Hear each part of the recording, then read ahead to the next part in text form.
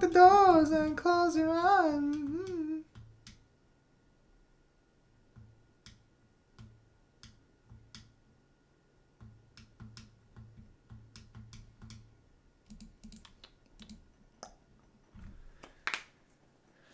Ah, son of a gun. Alright.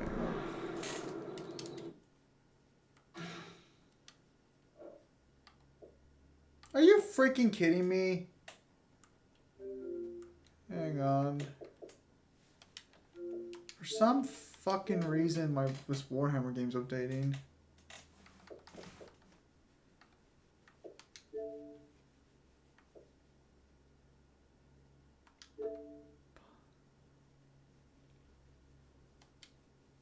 So, I kind of mentioned this on Sunday to some extent, but I got some of the original Dead or Alives on fucking Xbox because they actually added in the backwards compatibility.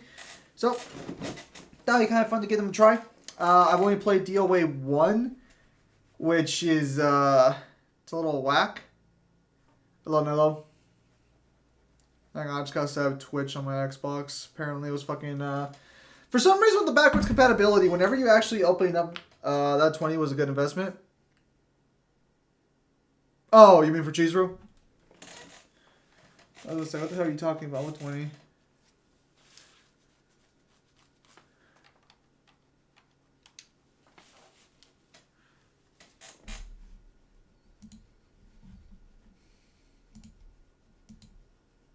Oh, the viewers, they leave so fast.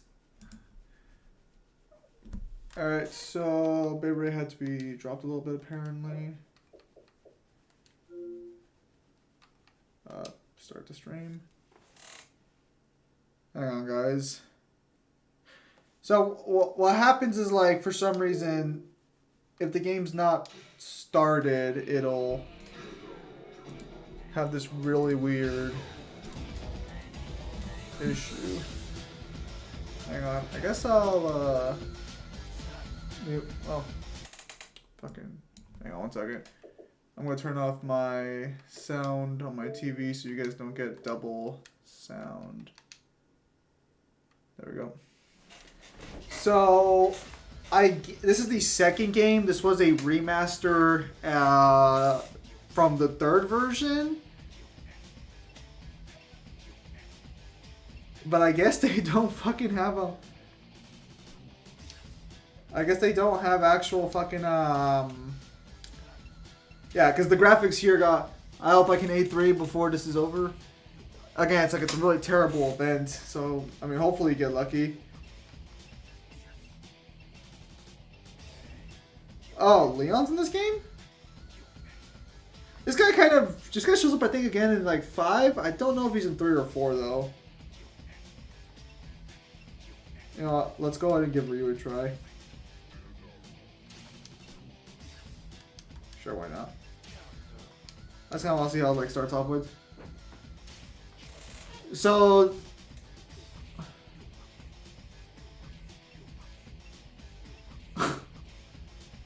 oh, wow.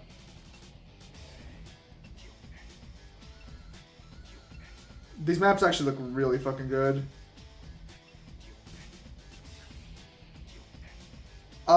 Wow, these maps actually look really fucking cool. What the fuck?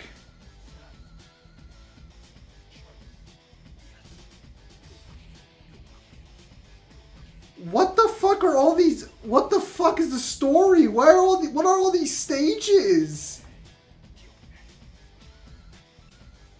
Okay, so that one. Oh, you know, low key seeing the. Okay, yeah, seeing all these stages, I can kind of, okay, yeah, we're just gonna go random. I just want to test that a little bit. No, like, seeing all... Oh, that was fast. Okay, so did they... Okay, so it looks like by the events of this game... Oh, I was actually a stage transition that fucking fast. Story mode, please. No, we're gonna be going to story mode right now. I just want like, before I do anything stupid... What the fuck? Hang on. Do they have a moveset in this one or no? Oh, they do have a command list actually. Oh, fuck me. Okay, so...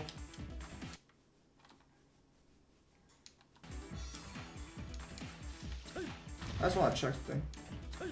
Oh. And our hold still thing? Oh, that's kind of cool. Okay, yeah, so it plays a little more like the modern versions.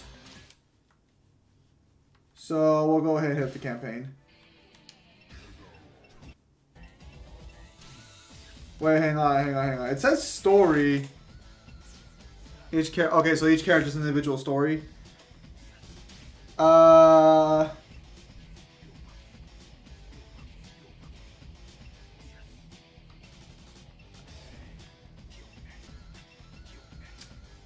If I recall correctly, in this version of the story, only Ryu fights the Tengu. Hello, Blue Demon. He's owner of a Kuro shop? What the fuck? I'm gonna check and see what their occupations are. He's a bouncer? What the fuck? Whoever counters the most wins? No. Okay, so... There are actually two unlock... Don't recall Bass...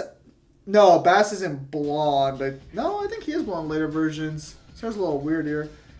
We'll give Helena a try, why not? Just two costumes. Alright.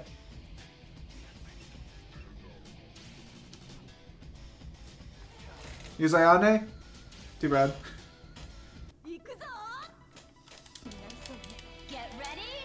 What the fuck? Honestly, the actual loading times are fucking really fast in this fucking game. Wish I fucking actually knew what the fuck I was doing with Helena though. Okay, so then, I was actually wondering if there was an arcade mode or not. You actually, like, the jiggle physics aren't as bad on this one, but like, I played the first DOA game. Those jiggle physics were fucking absurd. Wow, fuck, this shit loads real fast. Get ready, fight! Okay, so I think her moveset ends up changing in the later games because I don't recognize a lot of these moves. And fuck. Hey, wait, what the fuck? Okay. Oh. Oh, that's kind of cool. So, the actual fucking stage transitions were a lot more common in the other games before DOA 6 came out. DOA 6, what? Oh, wait, there's actual story? What the fuck? Okay, so this is actually kind of cool. I kind of wish this actually would be the way it was done in, like, at least some degree of a story. Is that her mom? I didn't realize her mom was, like, shown. Oh, what the fuck? Wait. What? So, her mom just, speed blitzed a bullet, I guess? What the fuck? I wonder... Oh, fuck me. They've started to... Okay. Honestly, I'm just like... Like, the game is old as fuck. Like, fuck you.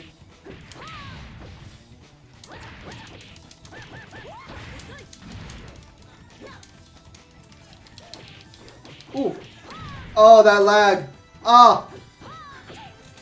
Full power is 0, full power Jubileus? It should be full power Jubileus.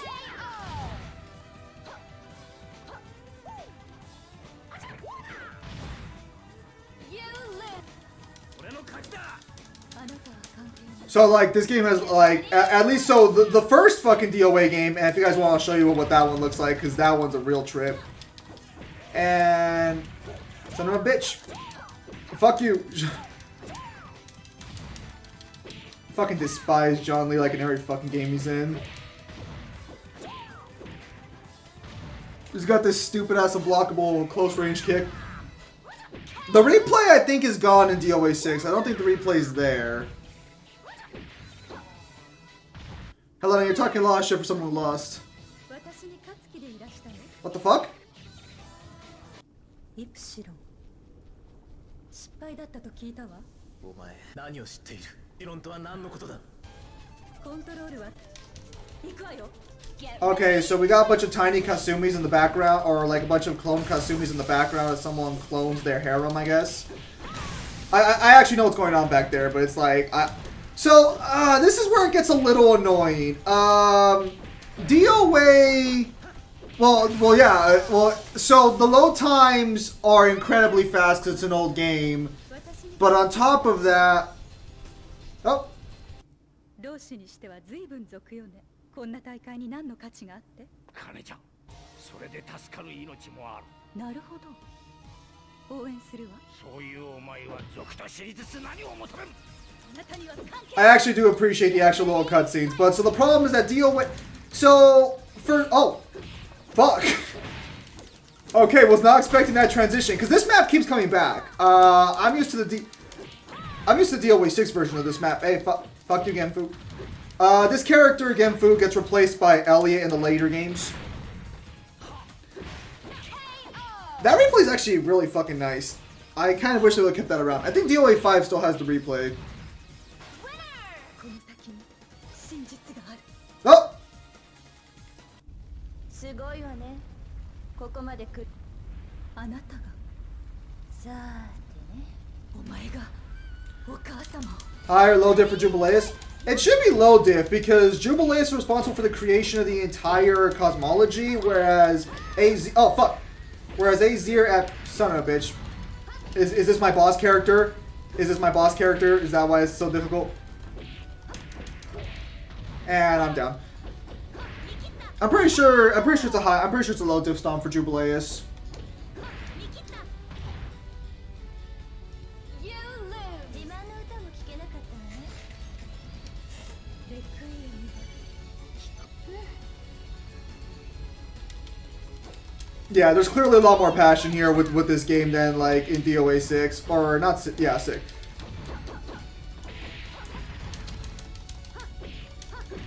I feel like, while 6 is not a bad game by any stretch, I feel like in comparison to the other DOA games, I'm starting to at least see why some of the fans were so like against it.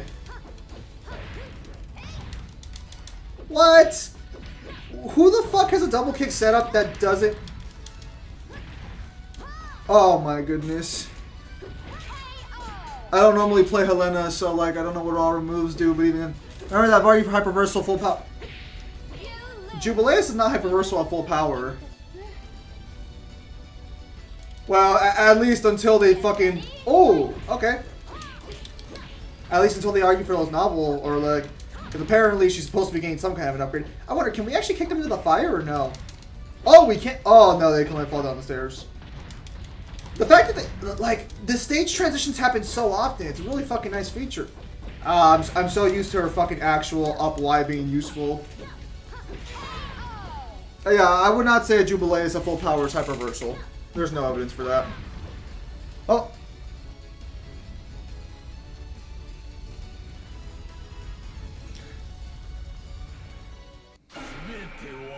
Oh, what the fuck? Okay, so here's the boss.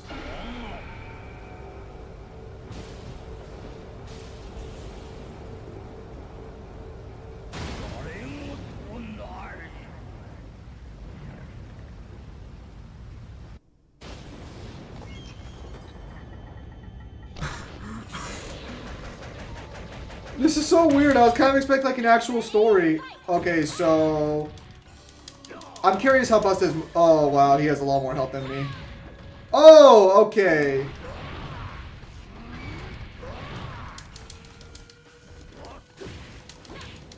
Son of a bitch. Oh, and of course he... And is that going to be game? I think the first round's his. Oh, oh, oh. Oh!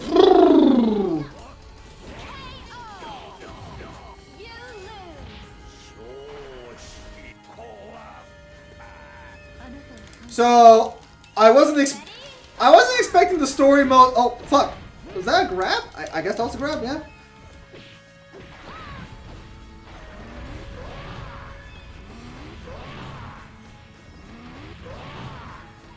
Oh, what the fuck? That's cool. That's actually fucking cool. I wasn't expecting him to be able to change the scenery like that. Oh, Elena, your fucking forward kick sucks ass. And that's game.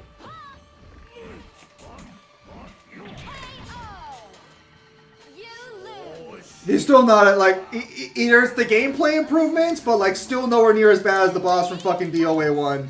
Oh, that boss was a fucking nightmare. And how much damage is that gonna do? Oh, I fucking afford my health. Oh, what the fuck? Okay, so I guess there's some fucking disorientation. Oh, wow. I'm getting fucking destroyed here. So this character only showed up for this one game, and then they replaced him with Neo Tengu in the later games.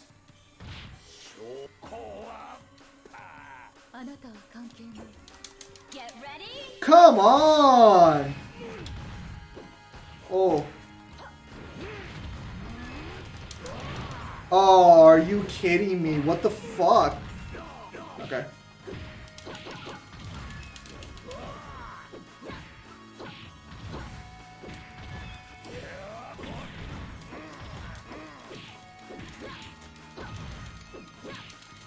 Alright, we won. Nice. Best player ever. 10 out of 10. Best plays.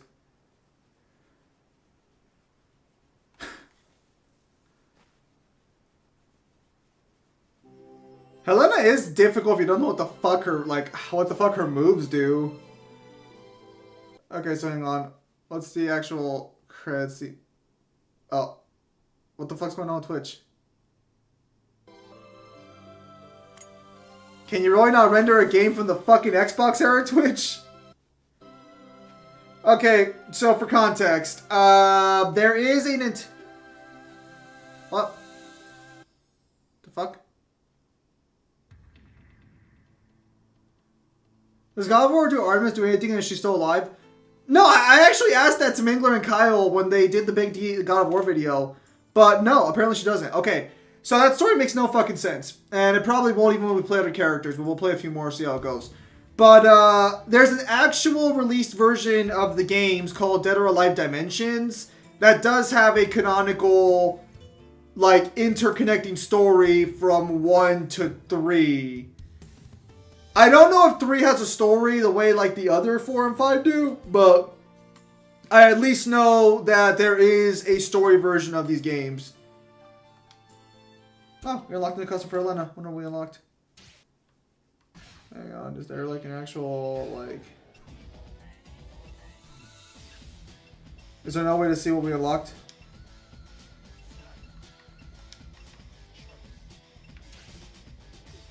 Okay, so I'm curious how this works. I'm curious if like if there's like consistent unlockable ability, like...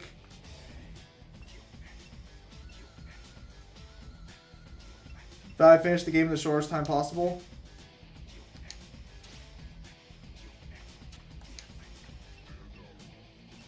So there are 3 unlockable characters. What about Apollo? I think Apollo gets replaced by Helios, ultimately. Alright, well, Azra asked for Ayane. So Ayane's fucking weird, because she actually has 2 outfits. She has her more perverted outfit that you see in Ninja Gaiden 3 and kind of Ninja Gaiden 2, but her default outfit in the game is actually a standard, like, ninja-like outfit. Like, that's her default outfit. And then, like, this is her fucking secondary outfit. So, it's kind of funny. Oh, wow. I couldn't cancel in time.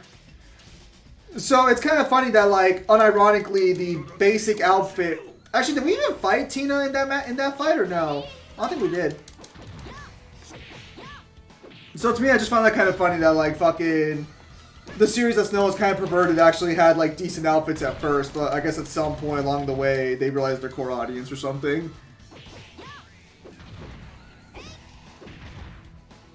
Did you finish? Use perverted outfit?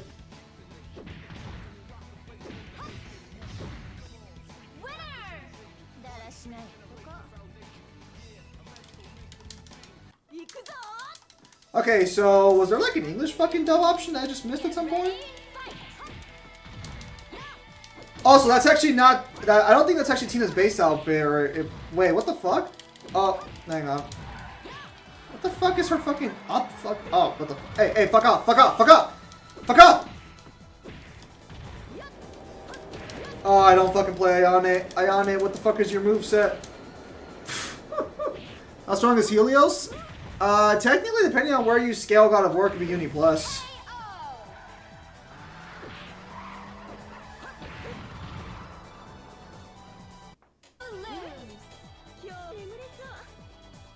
Well, okay, so I know that DOA 1 released only in Japan for some reason. Although I guess I shouldn't be too surprised, all things considered.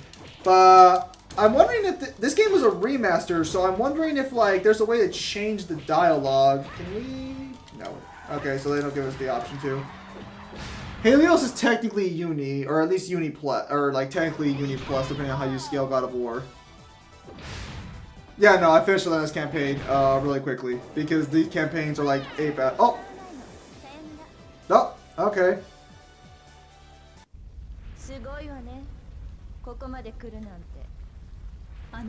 So this means that in Ayane's okay, so this is a little confusing. So that means as far as I know, canonically the only person who actually goes to fight Tengu is Ryu, because Ryu feels like the other fighters aren't strong enough to beat Tengu.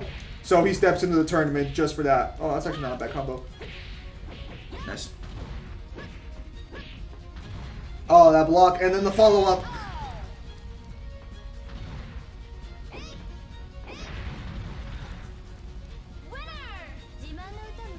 Okay, so yeah, Ione's stories continue a little bit. These are actually really nice looking fucking stages too, actually. Kind of a shame that they fucking aren't around anymore. What? How? Get the fuck out of here. Oh, nice. Can we break through these or no? Oh.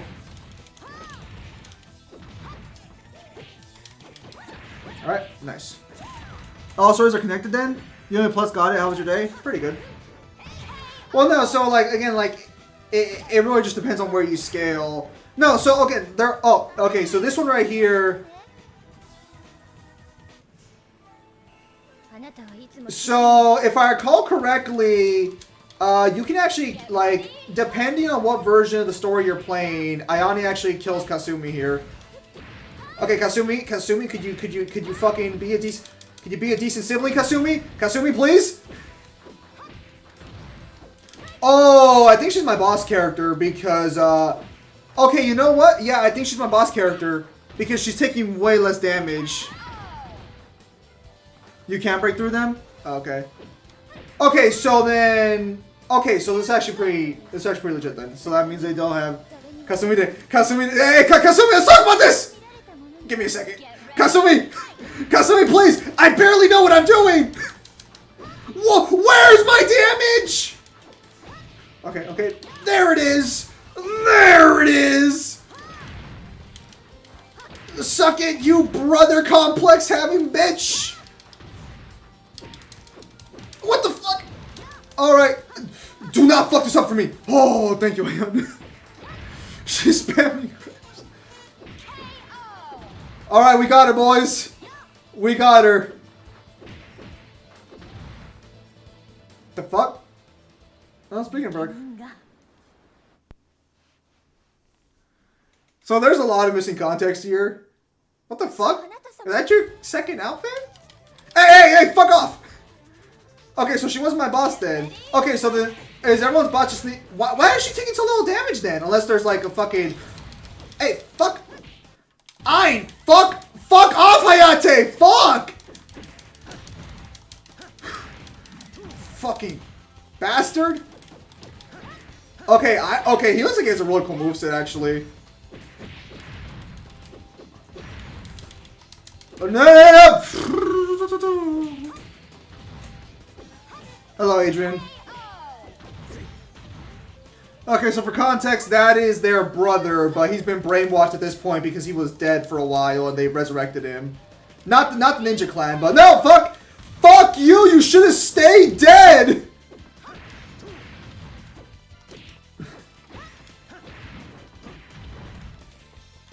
Okay, alright. Yeah, he looks like a... Oh, wow, he has a really good fucking moveset. Man, but he looks scrawny as hell, though. This is sibling abuse. He's beating up his sisters. I say sisters because I'll probably play Kasumi's campaign after this, and like I'll probably be no, motherfucker, Ayane, where do you not have it, dude? Bruh.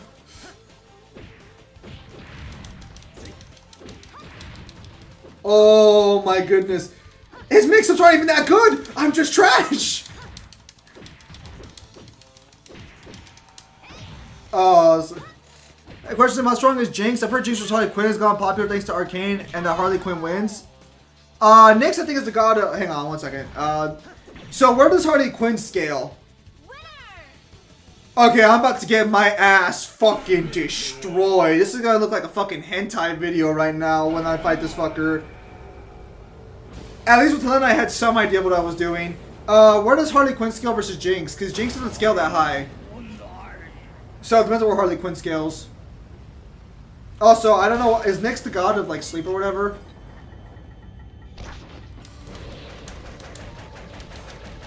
No! No! Suck! Oh, a fat one! You fat fuck! Ah. Oh my goodness.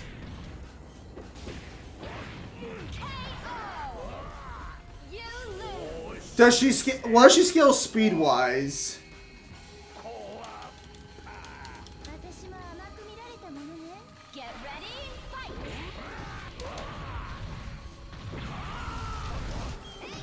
Yo.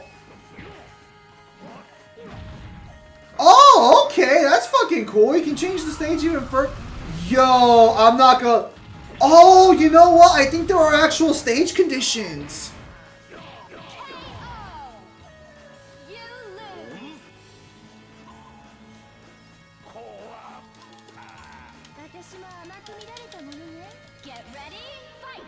Fuck me.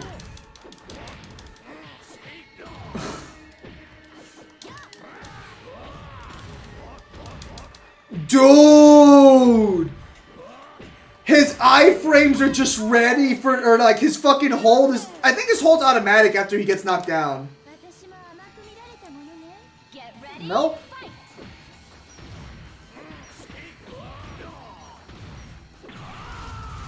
What? How did that grab not land? Get the fuck out of here!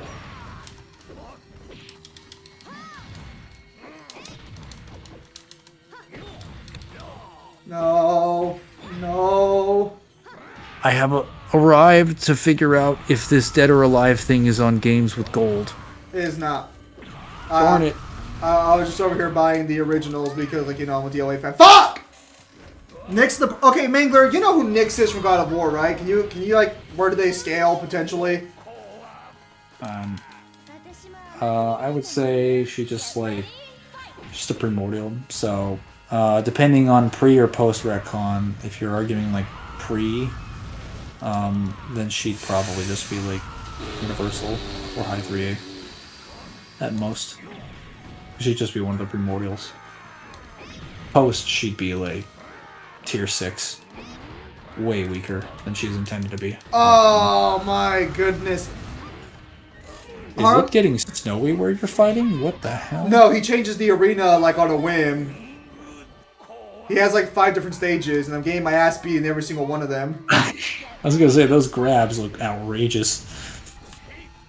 Don't underestimate me. Oh, fuck you! Okay. Oh. Okay, we're in business, we're in business. Let them do better. Fuck, I'll be back once I get some food. Alright.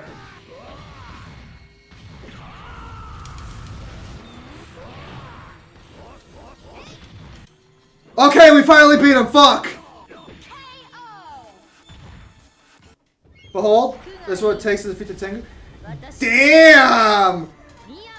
Take it easy there, Ayane! Alright, Dark Lord Ayane has now become canon. She's gonna now take over the Tengu world. I have to use 5 Dante Virgil versus Dormammu? Okay, so hang on. Is there...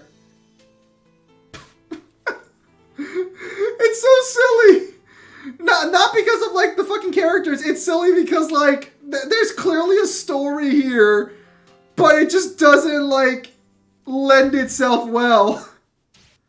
Ayane over here is like, now I'll be king of the demon world. Okay, so what's her third outfit look like, actually? Okay, so just a white version. Alright, so I guess let's try out Iron. He look kind of cool. Right, he has a fucking mesh shirt. I don't know who the fuck designed this character, but they gave him a fucking mesh shirt.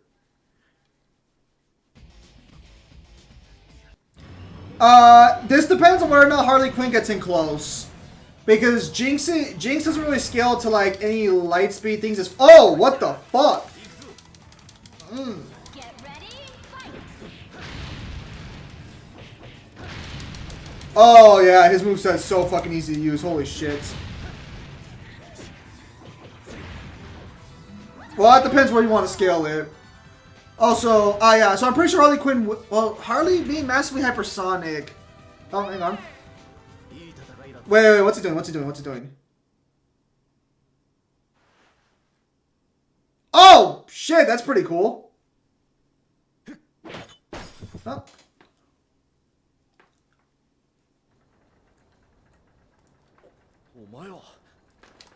Alright, so I'm here to beat the shit out of you at Booster real quickly. Yeah, I'm pretty sure Jinx doesn't scale that high. Here, let me check calculations from VSB real quickly. Just for shits and giggles.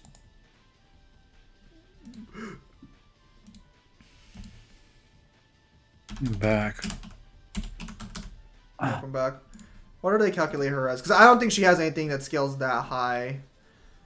Massively whoa! Oh, Morningstar. Subsonic reactions. Yeah, currently right now, Piltover's not that strong. But if you give her one of her skins, yeah, she's massively MMTL. That being said, I haven't scaled Jinx yet or Arcane yet, so maybe I'll find something more decent. Like, League of Legends doesn't get touched on VSB, like, at all after this one guy got, like, fired from VSB for trying to bribe a calculation or some shit. You can't win. Eat. What? Or something.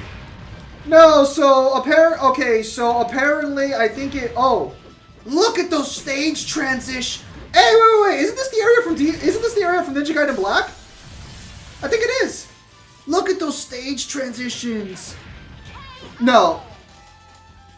So I've gotten through episodes 1 through 3. I haven't finished it, but I don't think Arcane has that much grid scaling.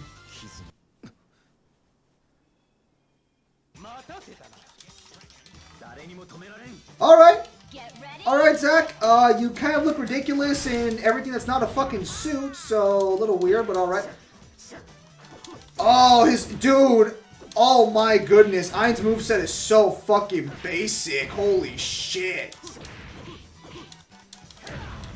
I mean, it's simple, but oh my god, enough with the kicks.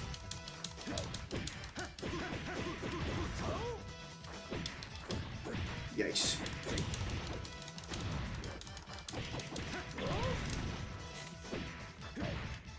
Does it really matter? The show's really damn good. Well, no, like, I understand that the show's good, but, like, well, I mean, like, I'm gonna finish Arcane. Like, dude, I've been playing League. Oh, okay, here's Lena. Damn, Lena, nice outfit. I actually saw my siblings watching Arcane. They found it to be a pretty good show, and they have never touched League of Legends. Okay, so you don't have to know League of Legends to watch Arcane. It is So first off, apparently it might not even be canon to League of Legends because fucking Riot hates canon more than fucking I hate, like, fucking... give me a second, I'll think... Oh, fuck! Wait, you think I can knock out... You think I can knock... I got it. Riot hates canon more than you hate scaling Iron Maiden. Or something. That's pretty good! Fuck you, Elena! I don't do Dungeons and Dragons. So someone asked where this verse scales to. Depends. Anywhere from, like, fucking City Block to Uni Plus. Yes. The best kind of, The best kind of fucking, like, actual gap. You're either at tier fucking 9 or whatever, or Oh, you're fuck! the bottom of tier 2. There is no in between. There is literally nothing in between these numbers. Don't anyone add me. So, That's a death battle gap.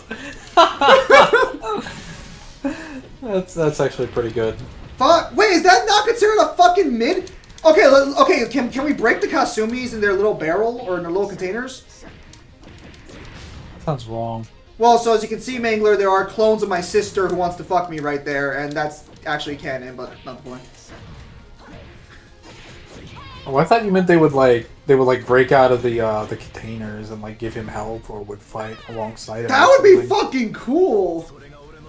It's It's kind of terrifying though, because it's like, oh, now I have to fight these guys. So, okay, no, it's based off Ninja Gaiden scaling. It's more based off Ninja Gaiden scaling, guys, and also maybe Alpha 152, depending on how you want to take her statements.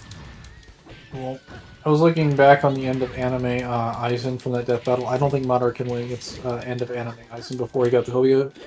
Well, Samaj, he wouldn't win against any version of Aizen. Because, like, as Attack has put it so eloquently, he can only break out of, like, Kyoga Suigetsu, first of all, if he knows that he's under Kyoga Suigetsu. And it's established in Naruto that, like, you can cast genjutsus so subtle that a person doesn't know that they're under it. And Madara would at first have to know that his chakra is being, like, disturbed to know that that's the case. And he wouldn't have to know that by focusing on himself. But he would then have to know that by having a reason to focus on himself. Which he wouldn't, because he wouldn't assume looking at someone's sword would put him under illusion. Look, guys, look, I know it sounds strange, but, like, I am working on big videos for several verses I like. Dead or Alive is on that list. Don't worry, I will explain it. I understand Uni plus DOA sounds really fucking stupid. I'm well aware of that. But it's possible. Uni plus Ninja Gaiden be like, oh, this makes sense now. Apply that same logic to DOA. Well, okay, so the problem is that, like, it has to do with characters like Rachel and shit. And again, oh, what the fuck? Wait, so is this one actually segue into it? Said the program might disagree with you on that since he thinks Madara can win against Aizen. No, so Seth's weird. Seth has made it clear that he thinks Aizen beats Madara. So and his opinion doesn't change on that. Seth's debunk is probably like the weirdest debunk. Also, you might be able to scale that Tengu to Uni as well, but I don't want to get into that one because canonically only Ryu fights him anyways, so that wouldn't really affect the scaling chain. It depends on where you want to scale certain Tengu based off statements. But don't worry, that would only affect Ryu. But is he the reborn Tengu? Can he summon from the deck? No. Damn it. Oh, fuck you! The shittiest Tengu I've ever heard of. Not even meta relevant. Fuck. Oh, hey, fuck you! His Kyoga Suigetsu is a higher tier of illusions versus the Sharingan. Is that based on what... Okay, so... That's true, but not in the way that Seth was making it out to be. He was arguing that... Whoa, wait. Hang on a minute. I'm gonna stop here for a second. Jeremy, J Warrior, Adrian, since I know you guys are on the fence and you haven't heard this, for the love of God, doubt DOA all you want. Please don't ask if Ryu Hayabusa's Uni or Uni Plus. There are so many clear-cut Uni statements and shit. VSP scaling for Ninja Gaiden was fucking abysmal. That shit was terrible. And unironically, if you scale lore-wise and you just read what the fucking Archfiends can do, no, they're like Demon King level. Unironically, the best like Dante matchup is Ryu versus fucking Dante. They have like such similar power sets. Look, doubt this all you want. Not Ryu Hayabusa, please. So, not that. So in Seth's video, he made the claim that Kyoga Suigetsu is a higher tier because it's like he basically said that Madara's like Genjutsu was like 4D because of. Well, actually, he didn't actually explain why it was 4D, but I'm assuming it was in relation to like the truth-seeking orbs being able to create a time space, and since Chakra can do that, Chakra therefore must be 40 or something. He didn't actually like give a thorough explanation or any explanation at all. He just asserted it was 40. No! But then he did something even more egregious that I also don't disagree. That I also disagree with. He asserted that like if you think it can affect like the he does say if you argue it, but it's like he presents the idea that like Kyoga Suigetsu can affect illusions on a multiversal scale. Yeah, I saw that. Because it can convince the fucking Almighty, which can see countless timelines, that like something is happening a certain way. Let's be clear here. Even though the Almighty can change those futures, it cannot like. It has never been shown to change more than one future at a time, and it does not like destroy those futures either. Kyoga Suigetsu also doesn't. All it does is it alters his vision when he uses his vision to do anything. So it simply tricks him into believing what he's seeing in his vision is what is actually happening. So all Aizen would have really done is said, like, I want your eyes to just simply see a reality where you're stabbing me. Okay, so hang on one second before Mangler continues. Where is she? Oh, is she not in the story mode? Okay, so for context, this character was actually added... Hitomi was added in reverse. She actually didn't start in this game. She was actually added as a result of Dead or Alive 3. If you guys want, I can explain Uni Ninja Gaiden pretty fast. That one's not, like, I can even, like, probably look up the scans real quickly. That one's not hard to, like, explain.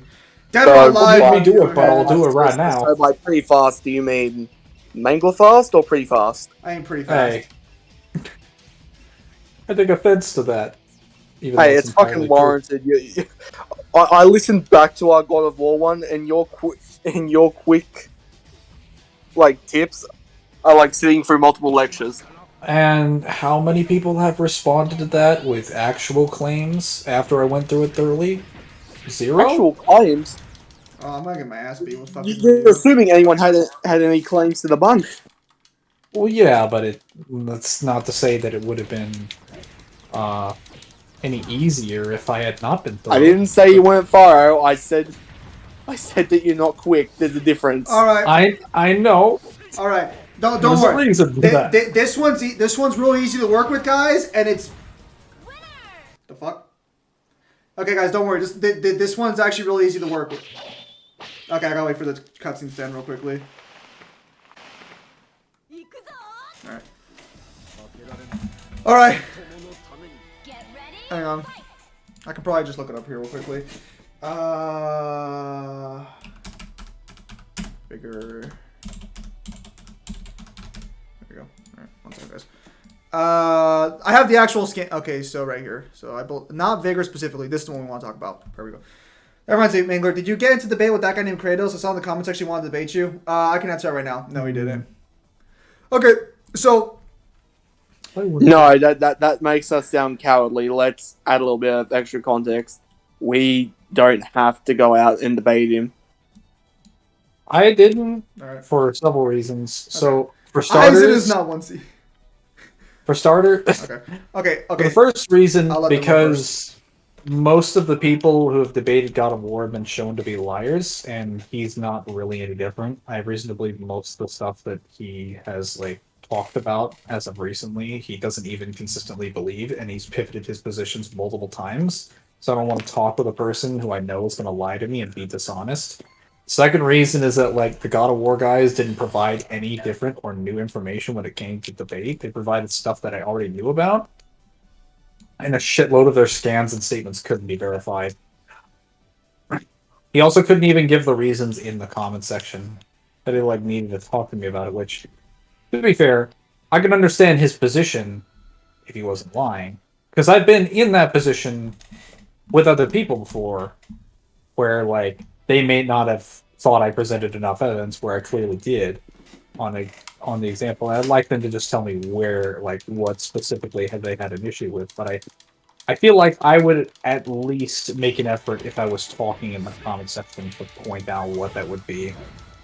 That and I was kind of burned out after going through God of War for like 3 to 4 months. Hang on, I will explain it when he's done. Don't worry. So. Fuck! Yeah. I also have other projects I have to work on. And like I had school. So. Oh, Ryu, you lot of shit that I fucking have to do. suck! Dishonesty and then just like burnout. Those are the main reasons. Okay. Oh! Also, Ryu sucks apparently. I don't know why. Is it in the library? Look at this. There's the main character who would beat the shit out of him. No, so... I can't get over the fact it's so Japanese only. Okay, so now that I'm English done, I can explain this real quickly. Get ready, fight! Okay. Is everyone who's curious here so I can explain this? It won't take long, and like the scaling chain's very consistent and easy Please, to work I with. need to go back to talking with Samaj. What the fuck? Alright. Okay, so... Oh yeah, hey, Kyle, I need you to explain something to me later. But don't worry about it now. Okay, so, let's start off with the easiest one. Gerdu created the universe. Very simple, very easy to understand. Basically, this is what happened. Imagine there's nothing. And then one day, nothingness became afraid of nothingness. So it created the universe, so that would include all of time and everything. This is a character whose own non-existence terrified itself. And so it created reality. Now, by itself, okay, and like God cosmologies occur. This is when we get into Vigor. Vigor was a byproduct of creation where all evil existed. Like, it's all the negative things that came about, entered one reality, kind of like the underworld. So yeah, basically, right here, growing until it reached the level of a deity, thus the evil god Vigor came into being. Vigor then beat the shit out of Gerdu and was whooping his ass every which way to Sunday. And Gerdu's like, no, I'm getting my ass beat, so I'm gonna lay 13 eggs on the planet Earth. And when those eggs hatch, your ass is grass, Vigor. And so the divine dragons came to existence when the eggs got bursted. And these 13 dragons looked at Vigor and were like, it's time, boy. And so they beat the shit out of Vigor. But in fairness, this fight is a little more fair, because if I recall correctly, the 13 dragons do get injured during the fight. But, yeah, so Vigor began to reshape the universe into chaos and destruction. Gerdu split up into 4 deities, and each of the 4 versions became a new deity. All deity level beings, Ninja Gaiden scale to, like, Gerdu, because he's deity class.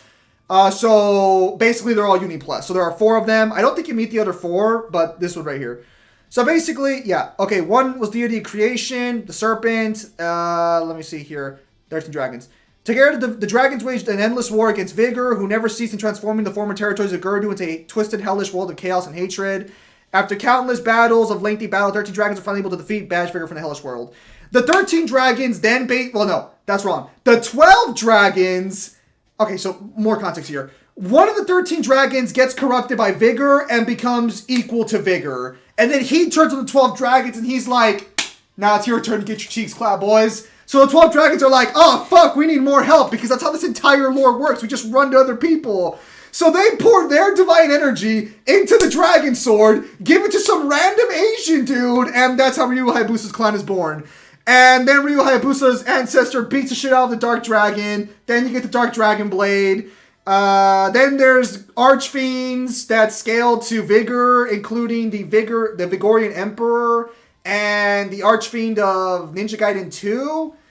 But on top of that, anyone who scales to True Dragon Sword Ryu scales to low 2C. This includes Archfiends as well, or not Archfiends, this includes Greater Fiends, who can be beat by characters like Rachel in the second game in Basis. But Ryu, he can get hurt by grenades and die to rockets, so at best scales to the sword and not to his stats XP. I have a question. Okay. Oh, okay. Go ahead and then I'll explain. Is this just a retelling of like a fantasy format in Yu-Gi-Oh where the ninja archetype fights the Archfiend archetype? No. Is that no? okay? Okay. The question has been answered. Okay, so this is where it gets a little weird regarding the whole bullet thing. This is one of those cases where it's like that's fair, except Ryu by himself. So here's the thing. The DOA characters who Ryu would scale to can canonically be shot by tanks, blown up, and thrown off skyscrapers and hit with trains, and they are perfectly fine. And that is a canonical thing they do. So the whole bullet thing is a little weird. Also, Ryu wears armor too that can block blows from fucking like actual demi-fiend, like actual archfiends and shit. So even then, bullets should not be piercing that latex fucking gimp outfit. It's kind of weird. Okay, so the grenades and guns thing, just to clarify, I do understand where you're coming from, but it's kind of like one of those things where it's like, it's kind of like just plot. Actually, when does Ryu ever get pierced by bullets? Because in the Ninja Gaiden games, for the most part, Ryu's actually never really fighting people with guns that often until Ninja Gaiden 3, I think. I think he fights like some ninja. Because Ninja Gaiden... He does fight them in black. Does he fight people with guns in 2? Or in black? Yeah, a bunch of minor enemies. Wait. Is he fighting soldiers of the Vigor Empire? Or what's he fighting? Yeah, he's fighting soldiers of some empire. Okay, no, then they literally worship demons and shit. I'm poking fun there. No, like I was about to go. No. Like, so the problem is that when I get to Dead or Alive, arguing they scale the Uniplus, I'm gonna have to. And that's not including the speed. That's not including outlier. Okay, so unironically, if you want to call it an outlier, it would only be an outlier to base Ryu. But base Rachel can fight people that can survive fights with True Dragon Sword Ryu, and base Rachel can also fight people who are so powerful they were worshipped as creating the universe. And Rachel can't beat the Dead or Alive tournament. She canonically loses the tournament twice. Among other things. But they actually do scale the ninjas, for the most part. Ayane is the weird one, though, AP-wise. And Kasumi scales above Ayane. Actually, I'd argue Kasumi scales above Ryu until the events of Ninja Gaiden until the events of, like, Dead or Alive 6. Okay, can I say my thing now? Yeah, I've explained it. Basically, he fights people who scales to the god of the Ninja Gaiden verse, which should be low 2C at like bare minimum. Go ahead. Right. So VSB says Aizen is 5A. 5A doesn't sound right. Manga. Well, so it is and it isn't. So it depends on how you take statements involving the Garganta surrounding like literally everything, and Yuha going to destroy the borders and the boundaries of every that's around the world. Because the Garganta separates what space and dimension the Soul Society, Waco Mundo, and the world of the living are, because they are together one universe. They're separated from each other by boundaries of dimensions, but those dimensions are separated by a finite amount of space. I believe there's a statement either in like one of the guides or something. What is all thing? I think he was asking a question. What is your question? I don't know. You said you had a question. I didn't have a question. I was answering the question. It's not even the same Motherfucker, thing. you told me that you would ask me later. Oh! Yeah, so according to VSB, the main character of Persona 5 scales above the entire cosmology. I need you to explain to me Adam later, I guess.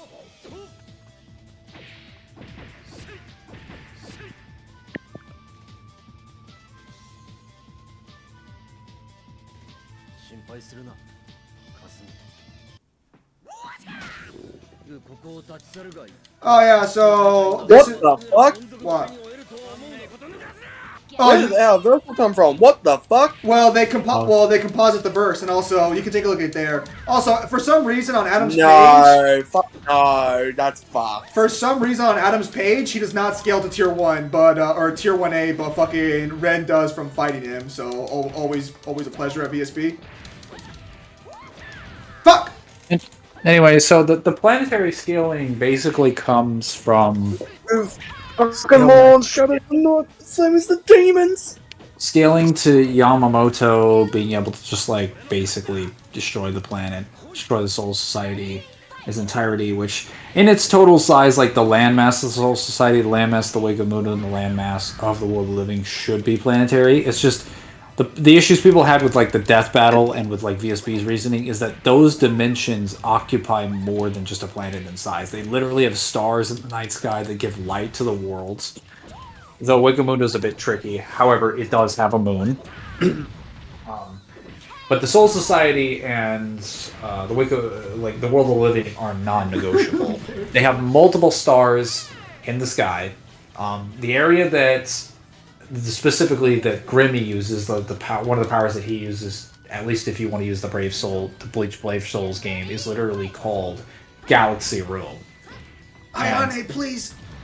His power is specifically known as the Visionary, which means like anything he imagines becomes reality. So for him to be able to imagine what a galaxy is in the modern time, he would have to know what a galaxy is and how big it is. Meaning the Bleach cosmology would have to have at least contained one galaxy within its space.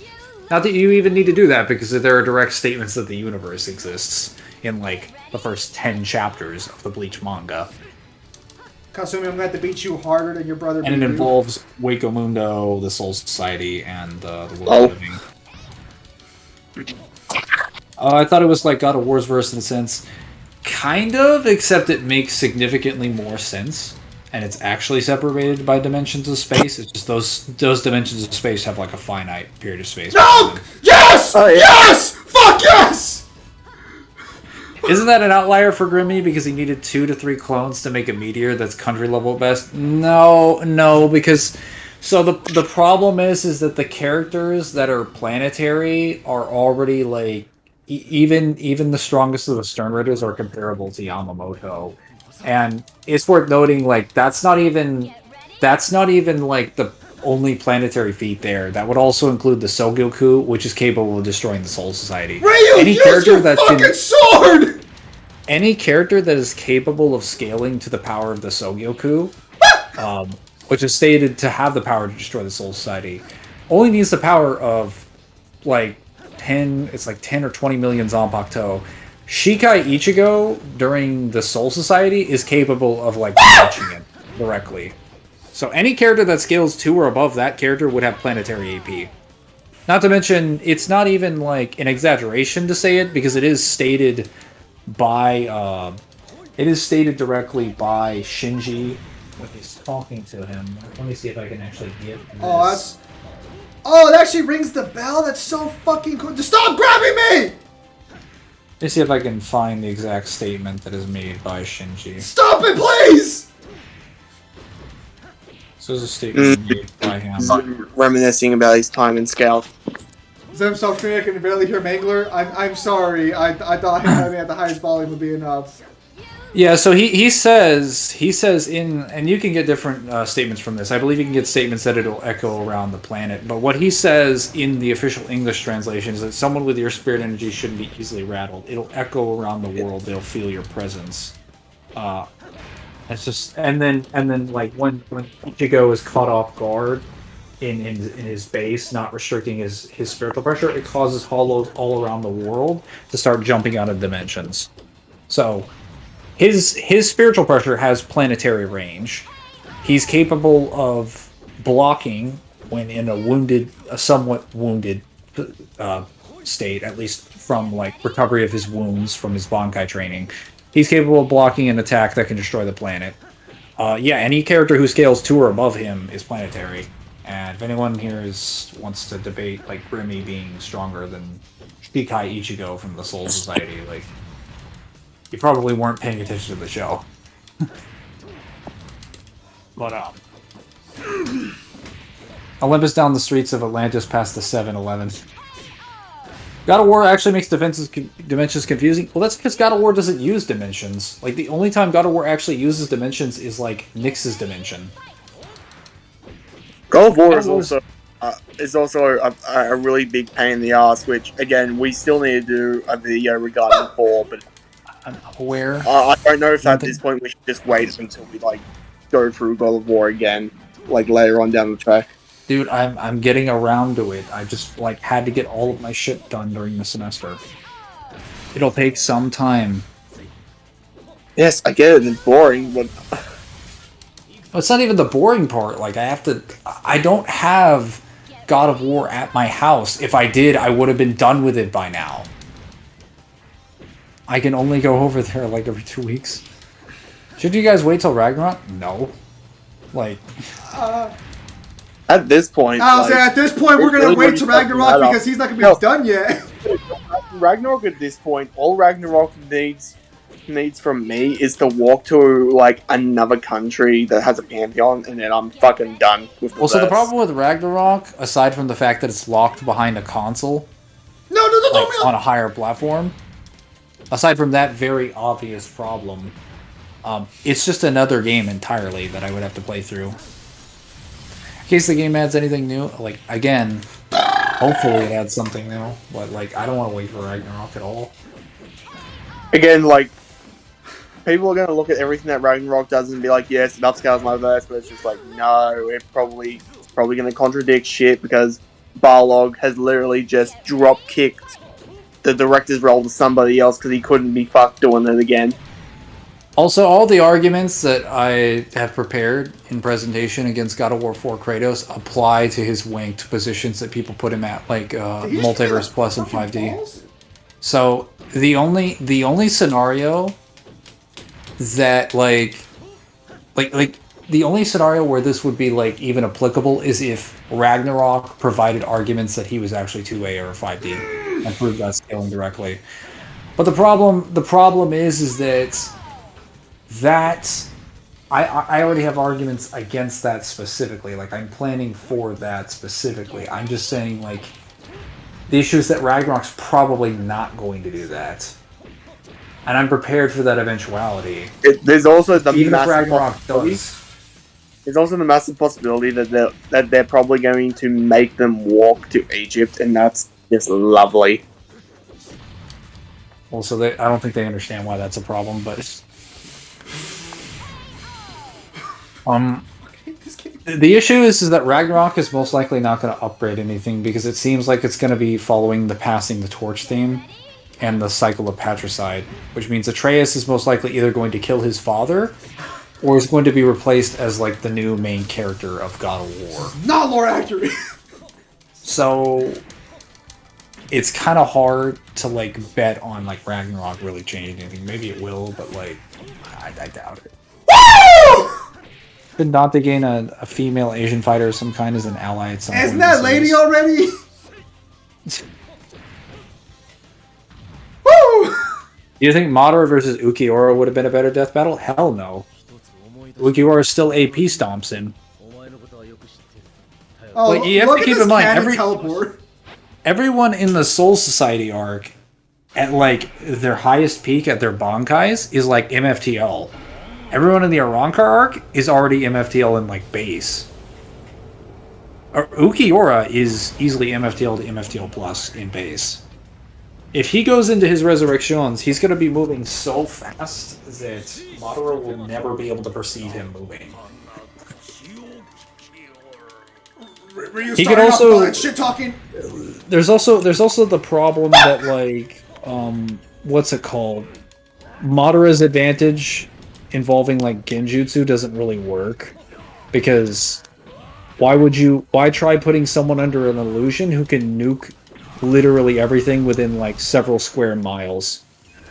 He could just blow everything up with the Lance or the Lanza del Rampago or the Seto Escudis, which have like huge AoE range. Zach, come on, don't show the question. He could just completely nullify any sort of like Wait. advantage state Wait, Madara wait. has.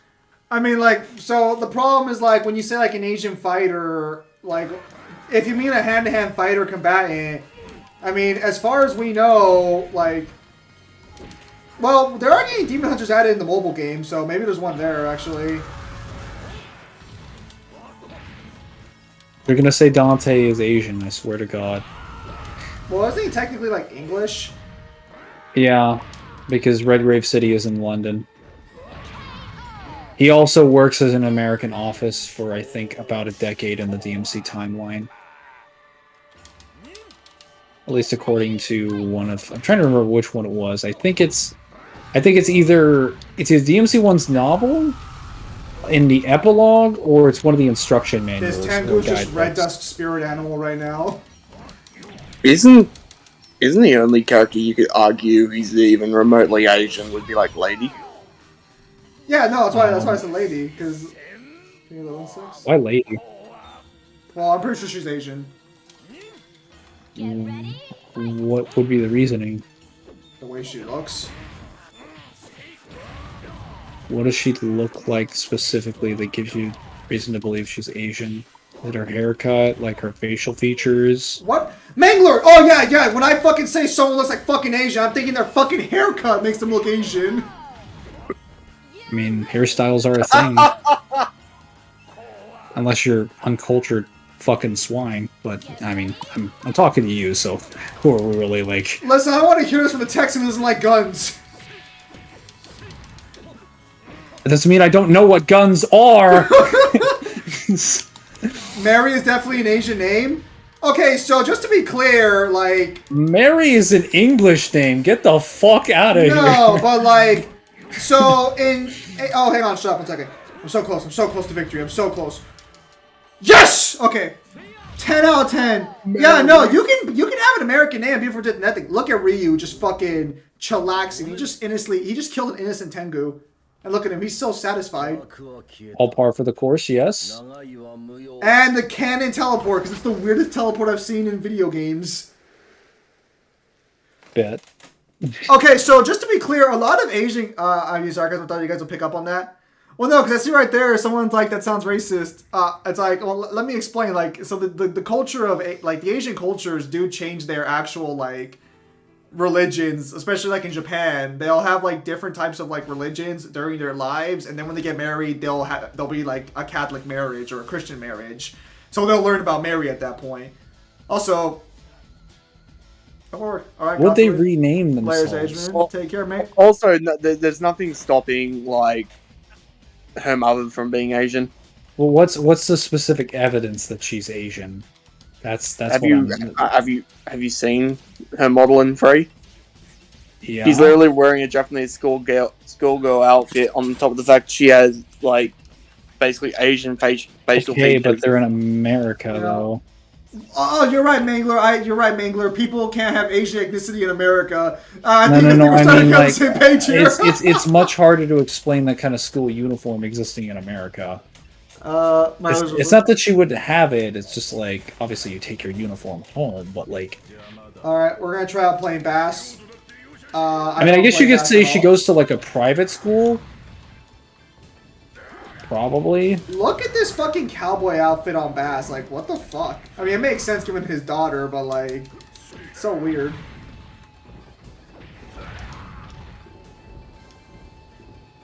Get up, boy. Sorry, guys, I'm angry.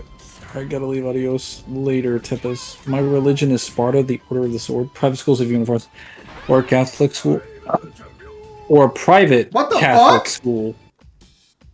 How about that? What the fuck? Bass is tearing down his daughters? What the fuck? What the fuck? Bass you speak of? I don't understand. Sounds like a fish. I don't understand, Bass. Neither do I understand what this bass is. It's the guy I'm playing as. You're watching the stream, but it's a male dude. That was a picture of his daughter. He tried to take off, and then he's just like, "Nah, I better not." What do you mean you better fucking not? Don't worry about it. I wish my cities had fucking posters like that on the walls. I make things look I've been impaled violently. Bass is sus. Bass is innocent. Didn't you see his subtitles when he was calling Ryu names? Nonsense. I mean, for all we know, lady was living in Japan when her mother died, so she went to America to look for Arkham. What the fuck are you doing, Zach? I died.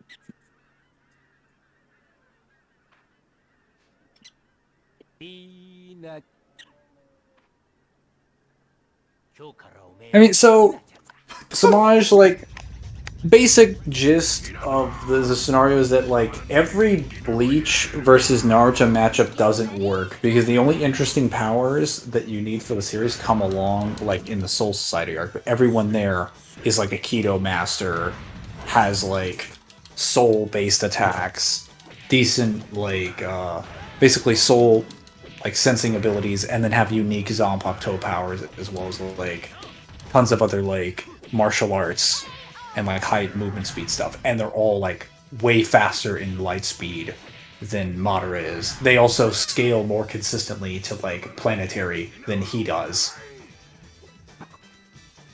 So they would be able to match him in AP, and they'd be way faster than he is, and they have a way better kit than he does. And it's like, What the even fuck? if we optimize Madara's win conditions against like remove Aizen from the equation, just put in any one of the Soul Society captains, right?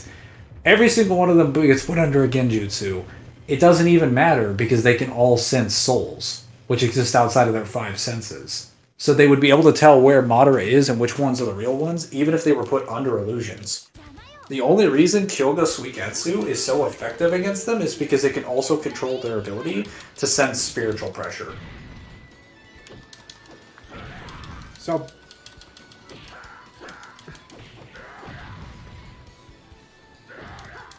Warriors is just better than Naruto ninjas, yeah, it's because of the Rinnegan Sharingan. Well, so the Rinnegan Sharingan thing doesn't even work either, because, like, as Death Battle puts it so eloquently, you have to switch between the Rinnegan and the Sharingan. You can't have both of them active at the same time. Meaning, he has to turn off his ability to break out of an illusion that you would assume he would even be able to notice in the first place, which is giving him a ton of credit. It's also arguing against how he would act in character, which is a person that's just focused and dives into the fight directly. He also would be using his Sharingan consistently, as he only really uses them every now and then. So he would have to switch to the Rinnegan, which he would lose the ability to break out of illusions at that point, because the Rinnegan doesn't actually show any like. I'll be back a bit later. alright, go. Any illusion resistance or any illusion like cancellation. It actually specifically has 0 feats doing that in the series, which puts him in a really problematic situation. Like, I could probably present win-con scenarios off of the Zanbakutos for pretty much every single character. Yamamoto nukes literally everything and destroys, like, all the powers that he can produce from the paths. Soifone can, like, 2-shot everything to death and bind them with Shitosu Sansen. Gin can literally just blitz them with Shinso and then poison them to death with Kamishi no Yari. Unohana is like Unohana. So she's just like Kenpachi. And she could just heal herself over and over and over again. Is Tengu Uni Plus? That depends on like how you take his statements and stuff. Also, it depends on... So, technically, DOA games happen before the events of the Black Games, depending. Let me check the timeline real quickly. Madara would put Kenpachi in a Genjutsu, and Kenpachi would break out with his eye patch. Well, see, the problem with Genjutsu in Naruto is that... Now, granted, keep in mind, Dojutsu is different than Genjutsu, but the only criteria that it's different is based on someone needing to have chakra. Normal Genjutsu wouldn't work against the Soul Reaper characters because they don't have chakra. Dojutsu would, because Dojutsu doesn't require a flow of chakra within one body. I guess my timeline's a little off there. Yeah, no. If Tengu can actually fight Ryo at that point, he should be Uni Plus, unless you assume that Rachel's stronger in him outside of the Dragon Sword. However, that wouldn't really, like, matter, because there's not, like... Even though it's like, oh, I don't have to use this. Well, okay, so it now just works. It doesn't have any, like... actual advantage in addition to its activation condition. So this would mean it would function similarly to a Genjutsu. And as it's established with Genjutsus, all you need to do to break out of them is disrupt your own flow of chakra significantly enough, usually by releasing your own energy. So if a Soul Reaper releases a massive amount of energy within their soul, you could argue they could just, especially if you're equating chakra with spiritual pressure, you could argue like Kenpachi could just break an illusion like that. The only reason it doesn't work on something like Kyoga Suigetsu is that Kyoga Suigetsu affects the senses and takes control of them completely. Whereas it's a comparison of an illusion that takes control of your senses versus one that just simply casts an illusion in your senses. It doesn't completely and totally control them to every degree every degree and every stretch of the imagination. That's the problem. Like, the difference is like not comparable, and any Soul Reaper would be able to see through it and sense it. All right, hang on. While everyone's playing against other people in fighting games more, people who button mash or people who spam the same move over and over again. That depends on the move and what they're button mashing. Are you playing online or are you playing like the main campaign? It's just, well, it's technically the main campaign, yeah. Ah. My deception rules all of creation. I see what you did there. I mean, if you take that one at face value, that would be the universe. And, like, technically, so, because Neo is canon to the Ninja Gaiden DOA universe, there's actually 3 different dimensions that you can scale Vigor to since he created everything. That would be the Neo Tengi realm, the underworld, and the universe itself. I've seen someone who thinks One Piece can fight Bleach. Depends on where you scale One Piece.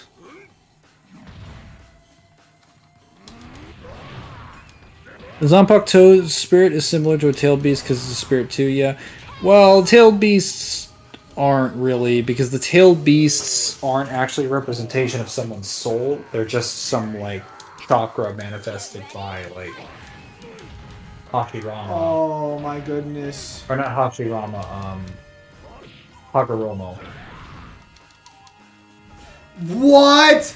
He was not holding there. Get the fuck out Also- of here, game. They're also, what's it called? Chakra given, like, a living form. So they're not actually, like, spirits, they're just life energy.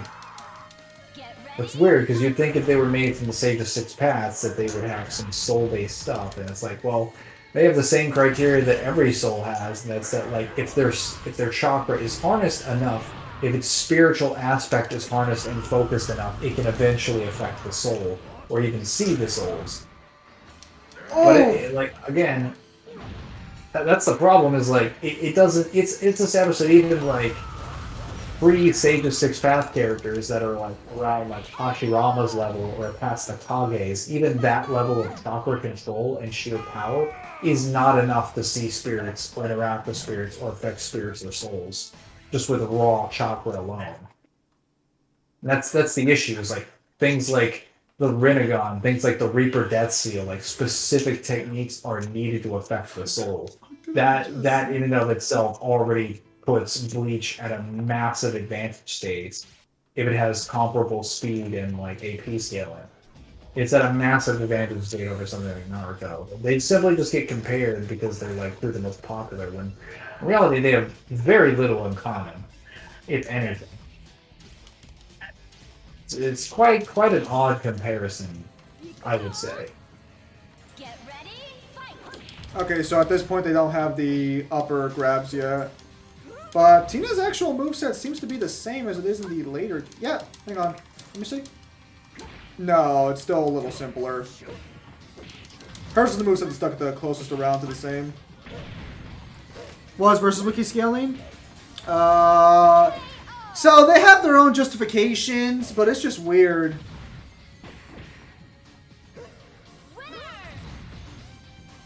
最高の舞台ね。レイファンにはパワーが足らないよね。あなたは力の何たるかを知らない。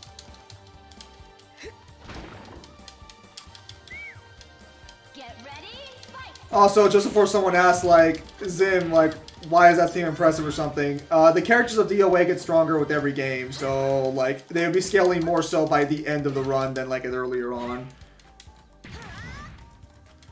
Oh yeah, power-ups. Zanpakuto would instantly dispel genjutsus versus Naruto's way outside. Well, so here's the thing. That is one thing that I think is not really a fair comparison. I know you're not comparing it, but some people do. Wait, you can actually change the fucking map? What the fuck? A lot of people do like to bring that up in comparisons to like Naruto and Bleach. That if in Naruto a tailed beast can break you out of an illusion, obviously a Zanpakuto can. So the only instance of this that we actually see happening in Bleach is in the Bleach anime during a filler arc. And that's actually when Byakuya is put into an illusion by Koga, where his mind and his senses are being manipulated directly by Koga's power that was originally used by Muramasa. But the only reason it's able to affect his senses like that is because it specifically targets his Zanpakuto. Which is why after having a battle with his Zanpakuto, after his Zanpakuto is pulled out of his inner world and into reality around him, he can directly connect and talk with Senbon Zakura So Senbon Zakura tells him, "I will be your eyes and ears," Right, you can actually because the change attack the is affecting him directly. Now, while we can't say that that's canon or the resistances count, we can say that that application of how it would be an accurate depiction of like Koga's powers. Zach, what the fuck are you wearing? And that's the only example of that we have in the series. Like every person who's put under Kyoga Suigetsu is not able to break free from Kyoga Suigetsu because of their Zanpakuto. Now, you might be able to make a different case for certain characters that are close enough. Like maybe Kenpachi under a certain condition, or Ichigo definitely, because Ichigo's Zanpakutos always save him whenever he's in like trouble. So it's not entirely entirely out of the ballpark that a Zanpakuto could try to save its owner. It's just like it has happened. It's just like the most consistent example of it happening for like a normal Soul Reaper that doesn't have like special conditions. That's kind of cool. You can actually change the move around the end credit scene. Is like attacks that specifically affect those Zanpakuto. Oh, what the fuck? He can grab me? Ow. Really, I need you to fuck off. Would Girder be 2C? Yeah, Girder would be 2C, yes. Well, I don't know, because I don't know if he intentionally created the yokai realm. Because the underworld was created as a byproduct of the initial creation.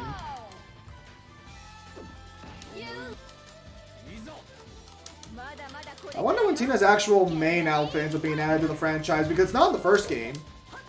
Stop it! Just Ryu, stop it with the fucking primary Lotus using fucking ass! He's a Lee fanboy. Oh! He's like, I never liked Sasuke. I That's what only this was all use about. like real ninjas. Well, Ichigo... He's low tier anyway.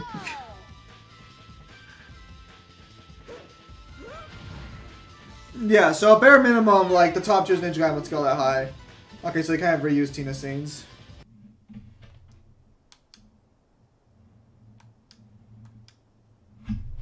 I think in this one, she's trying to become mayor of a city, which I think she actually succeeds in doing.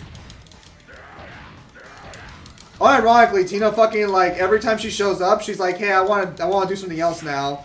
And she actually is successful in it every time. During the events of DOA 5, she wanted to end up becoming president, but because of the age limit, she couldn't do it. So I suspect that they ever... What? Understandable.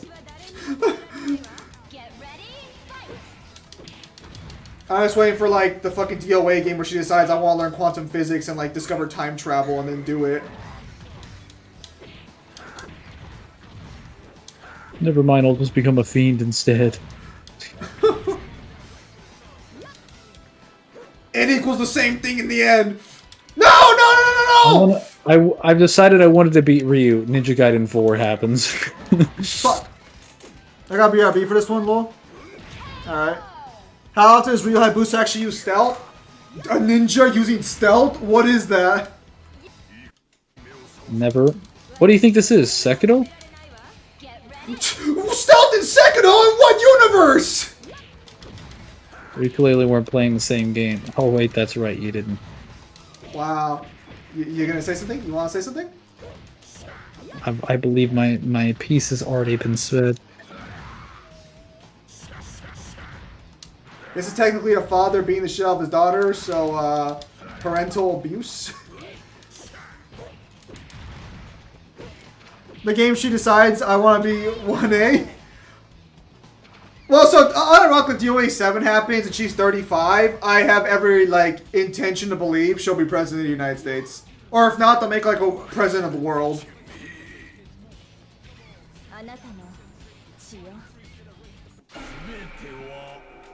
She wanted to be an actress, she became an actress, wanted to be a musician, became a musician, wanted to be a fucking mayor, became a mayor. Like her track record shows that whatever she wants to do, she will end up doing in some capacity. So that black hole in the background implies that this realm is bigger than what we see, but I don't think we ever get a confirmed size of this Tengu realm. Get ready, fight. He's at least star level because I don't know if you guys pay attention, but there is technically sunlight beaming down near the tree. So that means he would have at least had to create a star. And I'm getting my ass beat.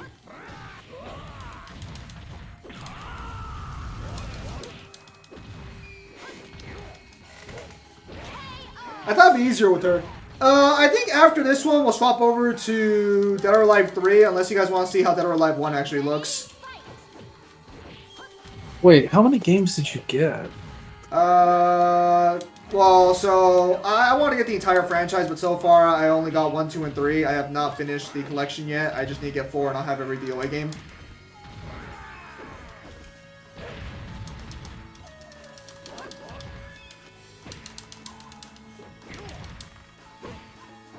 Would that be a casual fee for this guy? Oh yeah, that should be casual for him since he just does it like in the middle of a fight, no diff. Oh wait, hang on. What's she doing? Oh right, she also became a model at one point. Forgot about that. You do. I mean, kind of makes sense with those kind of proportions. I don't know who this person is that you're speaking about. And there's Bass checking out his daughter. What the hell is wrong with him? Well, I guess more accurately, he's upset about it. But wait, that he has that poster in his room. Yeah, those are some mixed messages. So clearly, like, he doesn't want her to do that, but I guess like there is pride there. A lot of weird signals there. See the guy with that blonde hair and the brown beard? Wait, they gave her cat outfit first? What the fuck? Yeah, no, that's her dad, so it's a little weird he has a pin up of his... Is he from the South? They have Southern accents.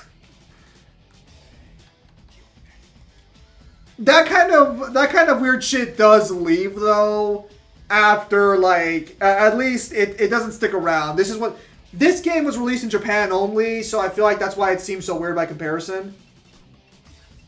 Is this guy just Paul from Tekken? His moveset looks exactly the same, except his grapples actually look good and do shit. Okay, so hang on. I'm actually kind of curious. What are all the alternate costumes in this game? In the meantime... Who are you playing as? I was playing as Tina, but hang on. So in the meantime, which one do you guys want to see? Do you guys want to see what the first Dead or Alive game actually looked like? Or do you guys want to see what like the third one looks like? Because I got 2 more. I might come back to finish off DOA 2 later, but I kind of want to see all the skins. DOA 2. All costumes. Hang on. Is Void Mundus Prime Mundus? No. Yes, but no. He's just Mundus in a timeline where he was never sealed away, where he currently controls that universe and made everything that is in that universe. So like that demon world, that human world, all every single 167 space, costumes? all made by him. Including like the flow of time within that universe. What so he was just the creator of it. Fuck? Whereas like in the original timeline, all life is created by the Qlipoth, and yeah, it's born in darkness. Whereas in that timeline, it would just be Void Mundus. I'm genuinely stunned. 167 costumes? Are you kidding me? That battle did Ninja Gaiden once. They did it against Ryu, against Strider Hiru. Fuck, that actually kind of makes me want to play the game more, just to unlock all the costumes. That's actually fucking crazy. We actually won that one. 167 costumes? What the fuck? Dude, like, man, old fighting games were just fucking bred differently. That's actually a cool outfit. Old fighting games, like, fuck me.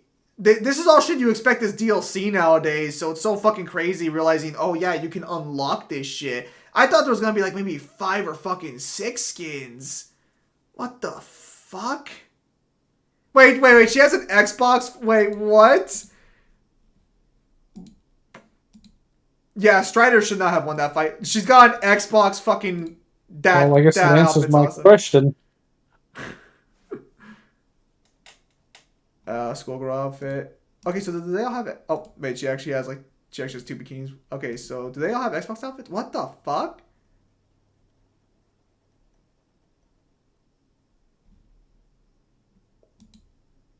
That's actually a nice outfit. I feel like maybe I'll do a reaction video later to all these skins, since for now, we're technically on stream. Oh no. Well, shit, that does... I'm not gonna lie, that does kind of motivate me to actually fucking, play the game more later and, fucking actually see if I can, actually unlock all the skins. But in order to unlock all the skins, you have to play every character. So that means I would have to beat the game 19 times with Ayane at least, and probably, 12 times with all the dudes. Void Mundus would be above Prime Mundus because he has better feats. So he basically just so it's established that Dante, when he fights Abigail, that Abigail at his peak is as powerful as Mundus was when he was the Demon King, which would be referring to his prime states. Dante goes on to fight him. Devil Triggers beats him, and then afterwards, Dante's perfectly evenly matched in base with him. Then gets damaged or whatnot during the battle, so he would have gotten a blood boost. He would have gotten stronger after the fact.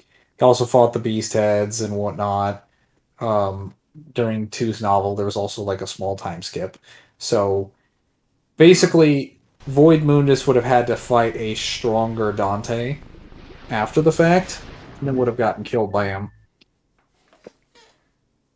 So I guess since no one voted, I guess I'll just fucking play the very first Dead or Alive game, which apparently has DOA online, which is kind of weird. Also, in that timeline, he's also the nexus of power that supplies everything. So the longer the demon world goes on, the more powerful that Void Mundus would become. So he's actually vast. He should be vastly beyond Demon King level.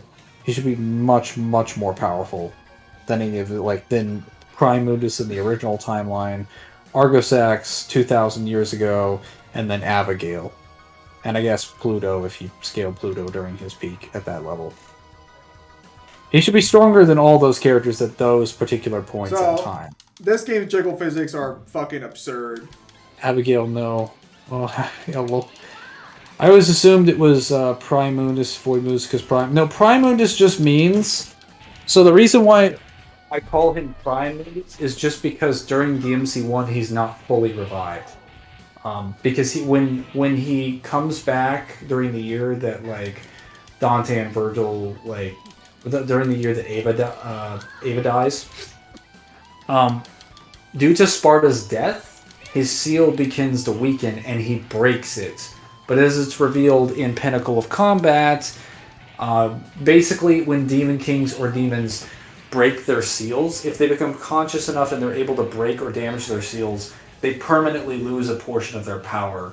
At least they temporarily lose a portion of their power, and they can get it back at a later time, but it usually takes years to recover that. That's why Mundus is weakened during the events of 3. He even confirms this in Before the Nightmare, that he couldn't beat Virgil during the events of 3, because he's weakened. When normally he would fucking one-shot base Virgil. Or any version of him.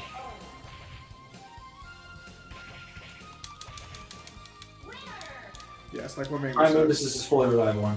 Prime Mundus is just Mundus at his full power. Mundus during the events of 1 is not fully revived. He has gotten back a great deal of his power, but he doesn't have access to all of his abilities. Waiting for DMC6 for Abigail hype? You mean Copium? Watch DMC6 come out and it's just we'll give references to Argosax and DMC2. What about Abigail? What about Abigail?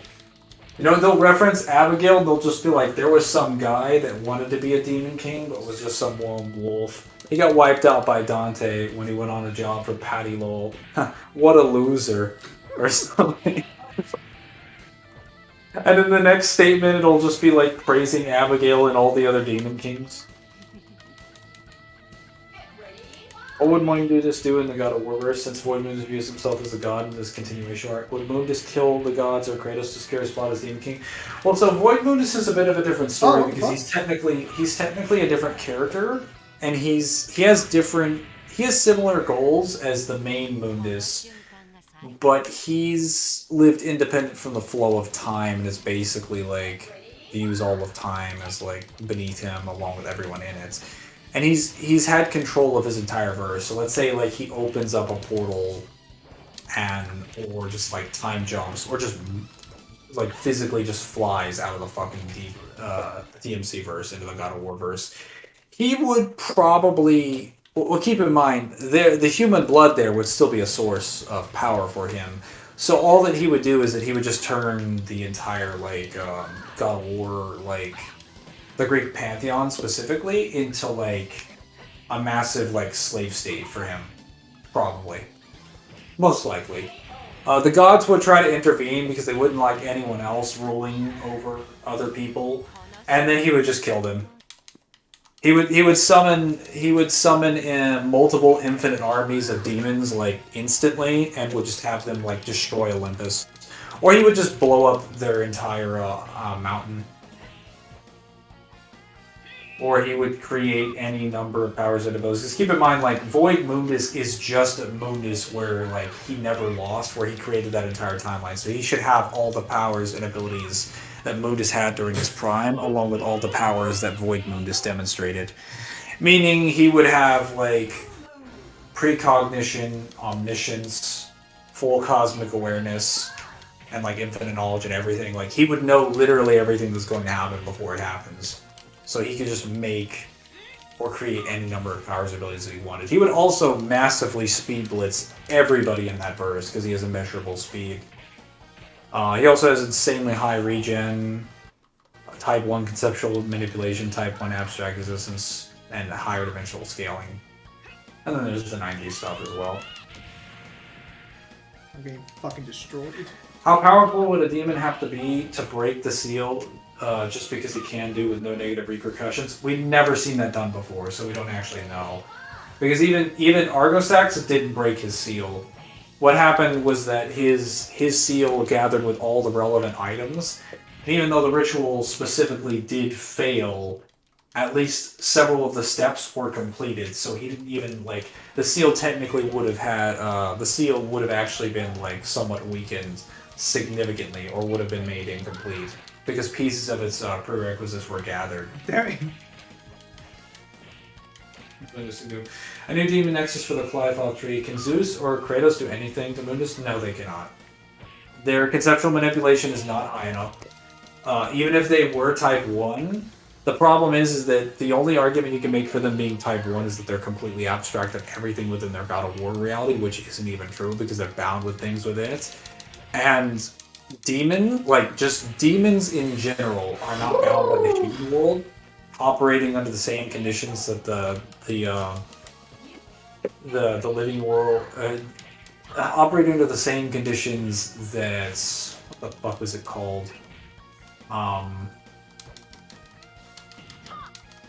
What is the human world called in God of War? What is it? The Underworld, Realm of Olympus, the Realm of Man. It's just, I cannot remember for the life of me. You know what? Let's go ahead and just go play Dead or Alive 3 because fuck these controls. Fuck that noise. So basically, yeah, God of War isn't looking too good. Well, I mean, not many verses are when they fight DMC, but like, God of War wouldn't have a, like, I'll be real with you. God of War wouldn't have a chance against like the Dragon Ball cast if they came in there and started firing off Kamehamehas. I mean, that sounds crazy, but like, you can actually make arguments for 4D Dragon Ball. You cannot for like, not at least for the Greek pantheon of God of War. That's what I'm thinking of. Talking about this. This is a little bit different when it comes to the Norse pantheon, but the Norse pantheon would still lose. This is, they actually have arguments for being 4D, so they would be able to affect demons. Well, they'd be able to damage them if they could get past literally every single status condition and every form of abstract existence and the high godly region, all the passives. Yeah. Like we're talking about a character in this case that has immeasurable speed, high godly regeneration, the highest form of conceptual manipulation, the highest form of abstract existence, 8 to 9 different types of immortality. Has the best one of the best power sets you've ever seen. Has like 6 to 10 different passives. Can create any power and ability that he wants. Knows all things that are going to happen, will happen, and have ever happened at any point in time. Can create things that are more powerful than himself, and can copy any powers and abilities that you can do in addition to all the other things that he did. I'll consider that a Bayman. Oh, that's one problem. And gets exponentially stronger over time.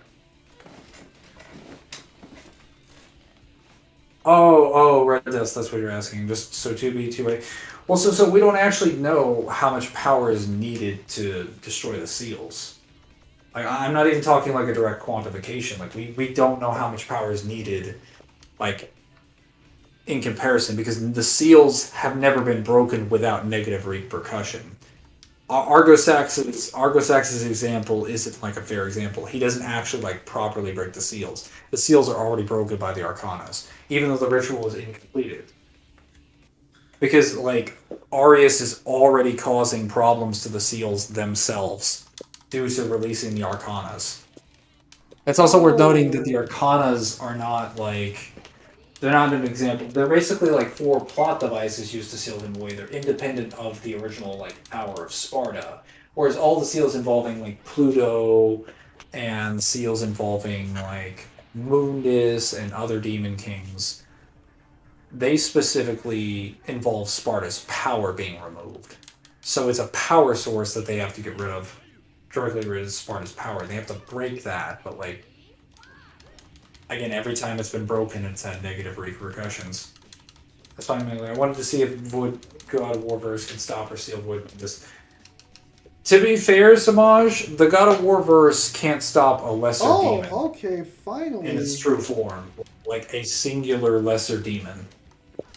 So, I'm pretty sure they can't stop one of the strongest characters in the verse. How powerful is the Warhammer verse? Oh. This depends on where you scale certain characters. On the low end, you can have like your average civilians and Imperial Guardsmen, to like Space Marines who have like city block shenanigans, to like Primarchs who have like solar system, the multi-solar system feats, to like your characters in the warp that are not bound by any dimensional limits and are like outer. So, I was actually on Character Rant the other day, if you know what that's about, the Reddit.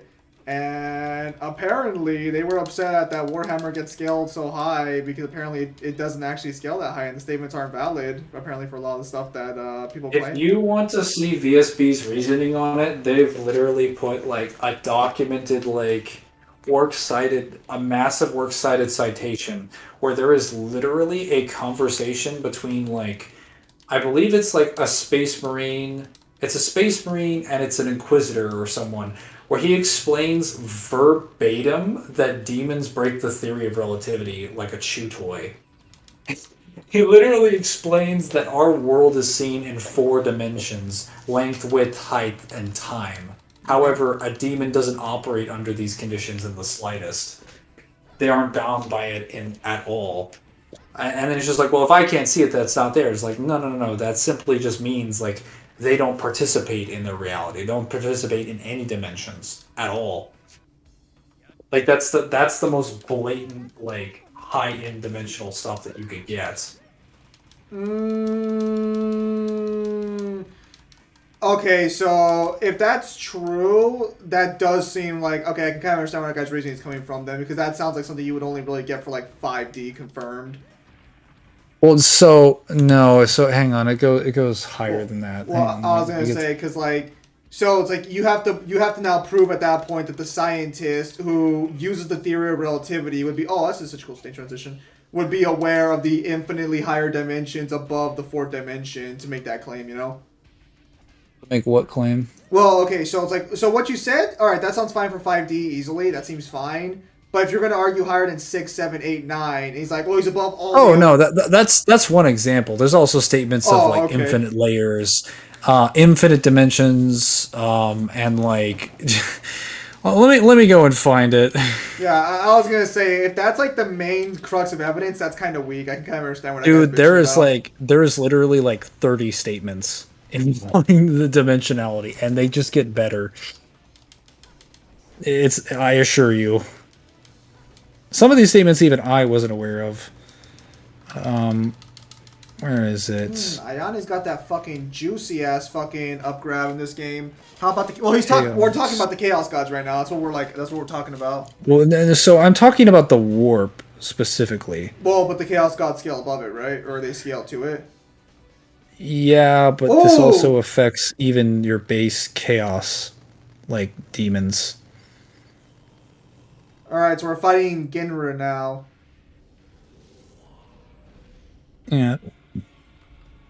Oh, what the fuck? Oh, Yeah, so this even- is fucking so it- cool. It's stated by the Codex of Chaos Demons that basically the warp is beyond the boundaries of physical space, unrestricted by time or causality. There is a dimension utterly incomprehensible to mortal minds. It lies on the other side of dreams and nightmares, infinite in scope but without form and structure. It is a churning ocean of chaos, raw emotion, and madness given form, where the laws of physics, time, and nature are meaningless concepts and nothing as it seems.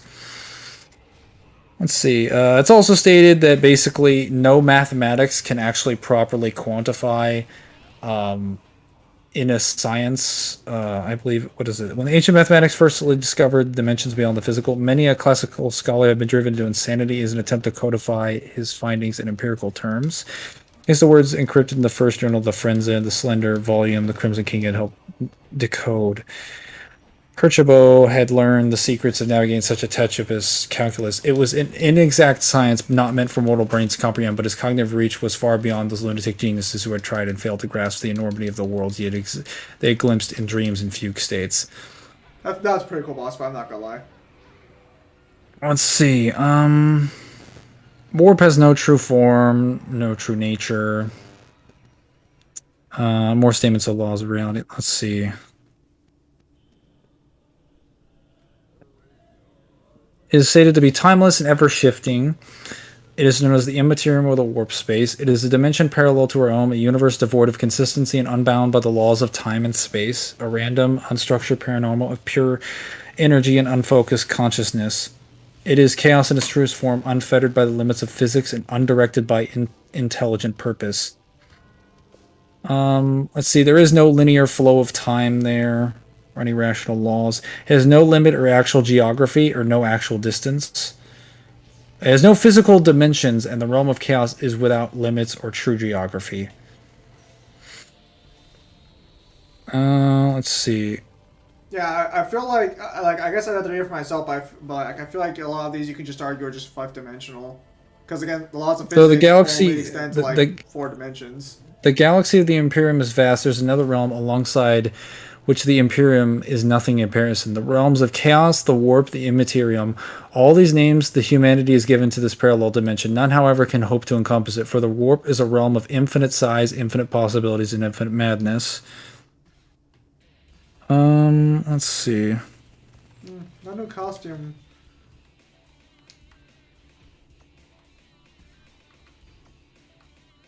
It's kind of weird. Let's give Christy a try. See how she plays in this version of the game. Referred to as a multi-dimensional space, infinite interleaved universes. So the Chaos Gods are just fundamental like aspects of reality that get cucked by humanity. Are there any angels in DMC? No. There are demons that basically LARP as divine beings, and they become divine beings because they just want to be like pretty and holy, and their powers allow them to self-actualize and take whatever form they wish, which results in beings like the Fallen, or Beowulf, or the Order of the Sword, Angelos. It's basically just people gaining demonic power, assuming that they're angels, and they literally become angels because they want to be. But they're not really angels in the sense that, like, their power comes from a demonic source. It's not purely divine. What What about about the Orc gods out of this skill? I don't know about the Orc gods. I didn't even know there were Orc gods until you mentioned that.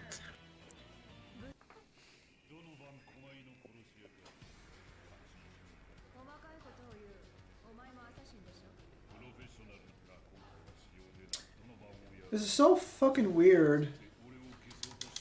Well, that depends on where you scale DOA, but Tekken Scaling is actually pretty fucking weak. Okay, so this is kind very of weak. this is kind of Tekken.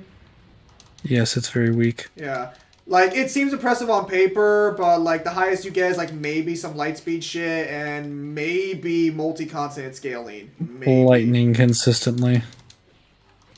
I'm willing to give the high ends for the devil users since they, like, can fire laser beams. Oh yeah, no, they can fire laser beams out their fucking eyes. Yeah, so I'll give, like, the devil gene users and people who scale to them direct fucking, like, light speed. I think that's fine.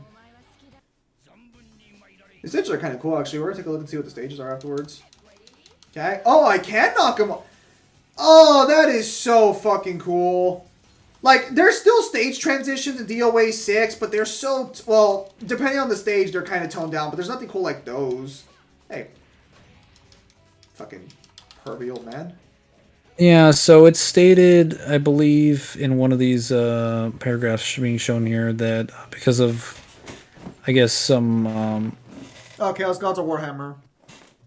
Warhammer 40k. Warhammer. Yeah. Because of some statements involving its higher dimensional reality, that the warp itself can house any higher dimensional reality of any size, such as when a member of the Adeptus Mechanics perceived the infinite dimensional datascape, which was greater than every paradigm of scalable time.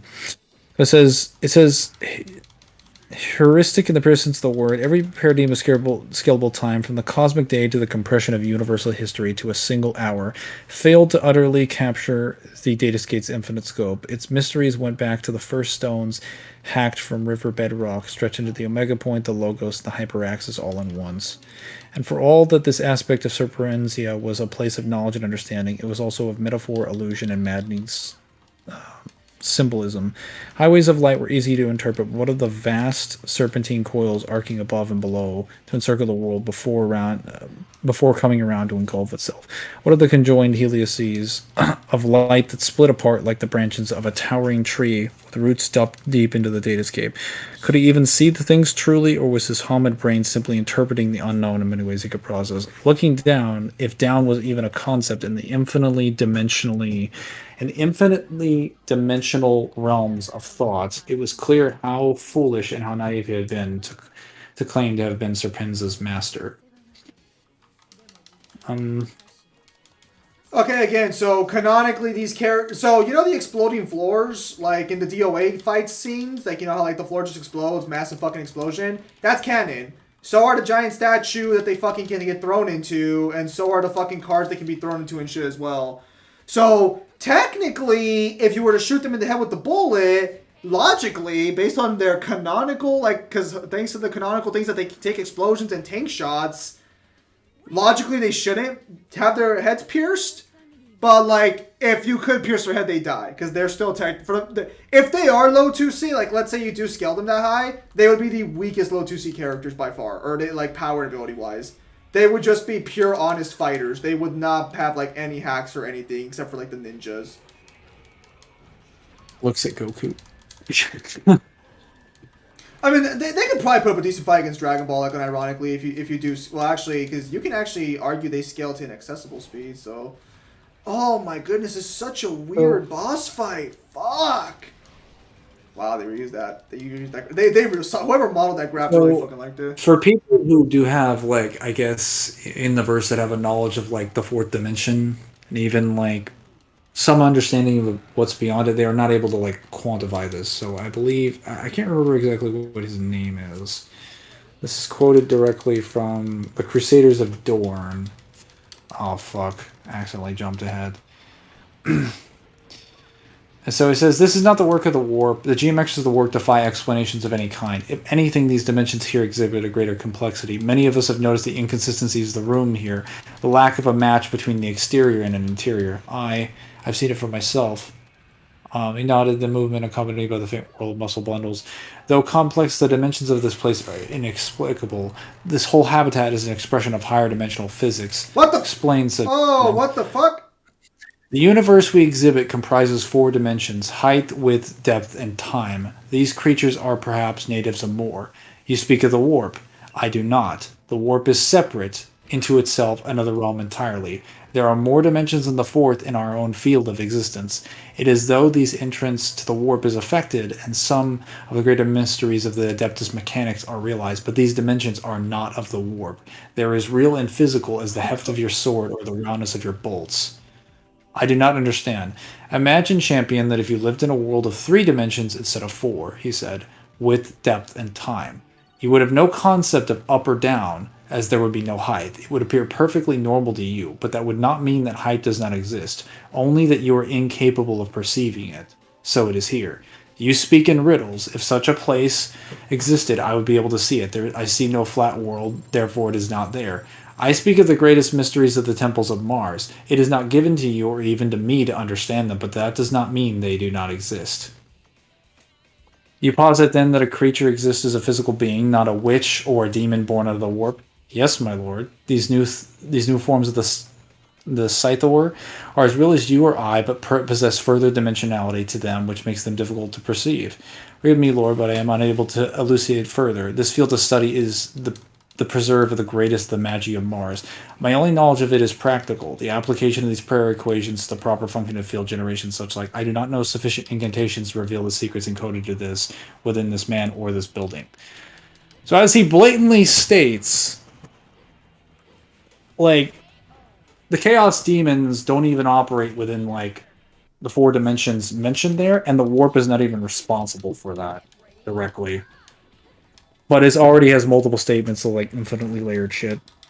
How strong are the average demons within Warhammer? Well, so the average demons within Warhammer are produced by the force of chaos, which exists within the Immaterium or the warp, which isn't bound by any sort of, like, dimensionally layered existence. So, if we're talking his statements, bare minimum, they'd be 5D. But more than likely, they would be, like, boundless. Because they aren't bound by any sort of, like, the warp isn't governed by dimensional planes of existence. ¿Dónde está el teléfono de la casa? No sé, pero creo que lo vi en la cocina. ¿Por qué? ¿Dónde está Javier? Porque la troca está. ¿No está aquí? Entonces se fue con un amigo o amiga, entonces? There's also a statement of a dimensionless void. There's statements where dimensions are given meaning again once a character is removed from the warp. There are characters that have dimensional, like, limits. So it's like the problem here is like, okay, so I see where it's. So that's not 5D. that would be outer, because 5D would simply just be like transcendence or ascendance to another. The people who are making these statements and talking about it can only perceive 4 dimensions and only know about 4 dimensions. Well, so the statement that I mentioned before already mentioned an infinitely layered dimensional access. Is that the narrator saying that, or is that? Yes, that's the narrator. Can you prove those layers of dimensions are infinitely above the others? Is this like a VSB question? well, I mean, you're saying VSB calls them 1A, so yes, it is a VSB question. I mean, they say they're infinitely layered. Okay, but can you prove those layers are infinitely superior to the last one? I'm not asking you. I'm asking more VSB than you right now, because if you can't prove that, then I'm surprised they do have 1A. I'm pretty sure you can, because all of those are accommodated by the other dimensional statements. Which, if you have an infinitely layered, like, construct that doesn't have any dimensional boundaries, you're already well beyond the 5th dimension. Because it's already established that they exist within the 5th dimension, but, like, or not that they exist within the 5th dimension, that they exist beyond the 4th dimension. So they're already entering dimensional territory. Yeah, but then it states on top of that dimensions now have no value as a whole. They don't have any meaning, and they don't even exist. Mangler, I'm going to need a scan saying that they're infinitely layered above infinites. Oh my god. I'm sorry. I'm just trying to keep VSB consistent The here. orc god names are Gork and Mork. Of course they are. So I'm actually Of a little, course they oh, what the are. fuck? So I'm actually a little curious. Is there a rule on VSB against trying to downgrade the verse? What verse? Warhammer. Like, go on their actual like main page and check and see if there's a rule again. Oh, that's nice. I had never actually looked up where their rules are. Hang on. Because I was gonna say go on Rules? Warhammer and see if there's like a rule saying you can't talk about the Chaos Gods not being 1A or some shit.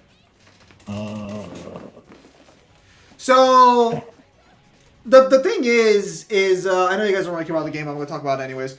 So the thing about this is because of the way DOA 2 Ultimate works, they basically remastered it with DOA 3's like graphics engine and gameplay. So it's like, unironically, with the exception of like a few new characters, I'm basically just playing DOA 2 with like a different health bar. Or I guess I'm playing. Let's put rules for Warhammer 40k. No, so like go to the verse and a coconut fell if you hit it. That's cool. Fuck! Don't kill me. You get me. I don't care about all these ads. Those power scaling rulers for Marvel and DC.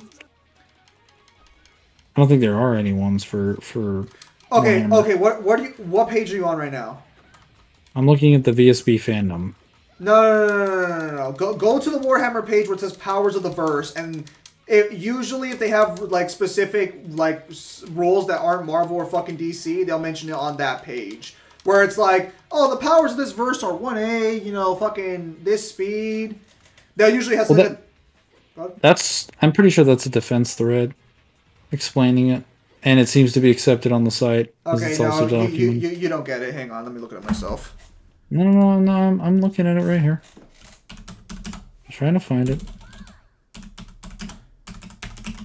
Hang on 1 second. Just join. Oh, spell off. Okay.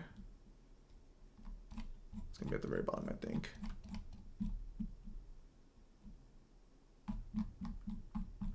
Okay, yeah, no, they don't have a rule. Why would Marvel and DC rules apply to... No. So, VSB's basically kind of made it clear that they basically have their own way of dealing with Marvel and DC, and they don't want new people trying to, like, throw their own spin on it without, like, good reason. So they go out of their way to tell new people, like, hey, fuck off. Like, you know, like, we have rules for a reason. Oh, welcome back, Kyle.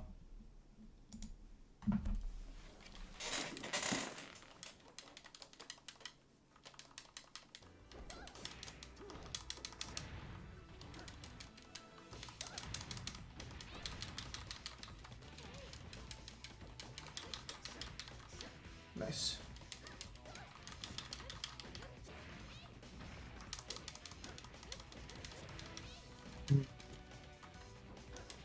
Yeah, seems they don't actually have any rules against the fucking what I was saying. Which I'm a little... Lesser demons and DMC are no joke indeed. I saw the Visions of V manga. Those lesser demons are legit immortal. I mean, even before like the submissions for the latest like Pinnacle of Combat stuff on VSB, demons already have access to like 5 different types of immortality. So they've already got half of all immortality types without the upgrades. What? Is there more scans? No, we're just backtracking here. Ah. I could imagine Mundus and God of War's being like, you all seem powerful. Let's see what you can do against one. Oh, that's kind of annoying actually. So every time you knock him down, he fucking does a quick little attack. You joke, but he would unironically probably send like... He could probably send like the Frost. A Frost in its true form, and it would speed blitz the entire verse. Also, since none of them have proper ice resistance, it would actually be capable of freezing every single person in the God of War verse. I go overkill with the Frost. Why not just send the Marionette? Alright, Emma. The marionette in its puppet form would probably lose, but if it showed up in its like true... Well, actually, showed up in its true form, it would just be a small spirit. It wouldn't really do anything. probably be better to use like the fucking something like the Death Scissors or like the fucking Frost Soul or Calibur looking Blitz. ass fucking boss. Go back to your trash fighting game. No, stop grabbing me! What Marvel and DC rules apply to Warhammer? I'm assuming the reasoning was that like No! they would try to govern it differently. You know that the orcs have an ability that if they believe in something hard enough, it really becomes real. Yeah, that's called self-actualization.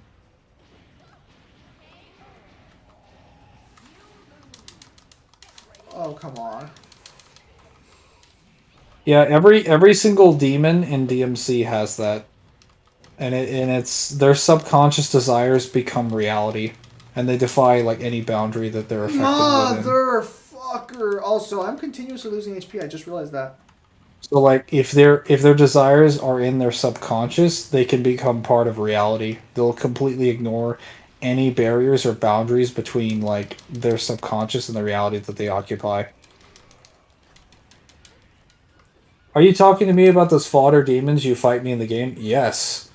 So most of the demons that you fight in DMC are in the wrong bodies. So the demons that you fight for most of the games are in the human world. They're usually possessing a medium that isn't their true forms. In their true forms, in the actual physical bodies, like that they occupy in the demon world, the ones that you see in DMC 5, those demons are completely abstract conceptual beings. No! And when you kill them in reality, they just go back to the demon world and regenerate. Now, technically, Dante can get past this because he has the ability to negate all of their immortality and their healing factors. But that's only because he's, like, Dante. If you put a normal character, like, let's say you gave them resistance to, like, the demonic power passives, right? Let's say you give them resistance to, like, I guess just demonic power corrupting them in general, and you gave them enough speed to fight these demons, they would not be able to kill them. Like, aside from the fact that the demons themselves are also conceptual beings, there are direct statements that humans in DMC have to build specific weapons with materials from the demon world, because they not only can't kill demons, they can't even harm them. This is why in the cutscenes, when the SWAT teams are trying to, like, shoot the Impuzas, all of their bullets are just ricocheting off their bodies. This is why there are direct statements in Deadly Fortune and Deadly Fortune's DMC4's novel and 5's novel, Before the Nightmare, that demons cannot be killed or harmed by mortal weapons. There's finally a writer on fanfiction that is applying demons in their true forms rule into the story. Well, that's not fanfiction though. That's always been in the lore since Deadly Fortune. It's stated in Deadly Fortune that normal weapons can't kill demons. Like, that's actual canon. That's an official novel for DMC. I think that's a statement that's also in One's novel.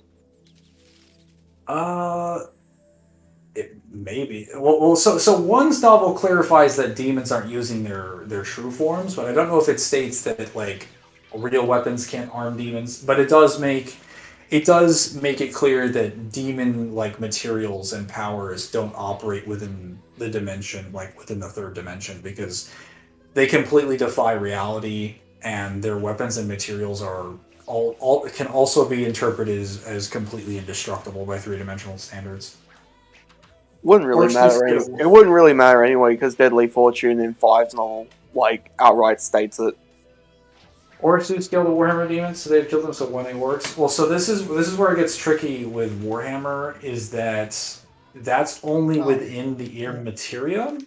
That's why I skipped it. If you're able to manipulate and affect the Immaterium consistently in, like, its rawest form. The problem is that every character that gets killed within the Immaterium that actually belongs to the Immaterium doesn't actually die within the Immaterium. They just respawn somewhere else. You completely missed the context of that comment. He don't worry, Probably. he does on occasion. Wouldn't be the first time today. I know it was meant as a joke. Warhammer's just weird though, because, like, again, like, technically the God Emperor of Mankind is, like, stronger than the 1A Chaos Gods, but then he's not because reasons. Well, to be fair, he's technically getting. He does get a little weaker every day, but then he gets stronger every day. It's because he's being fed.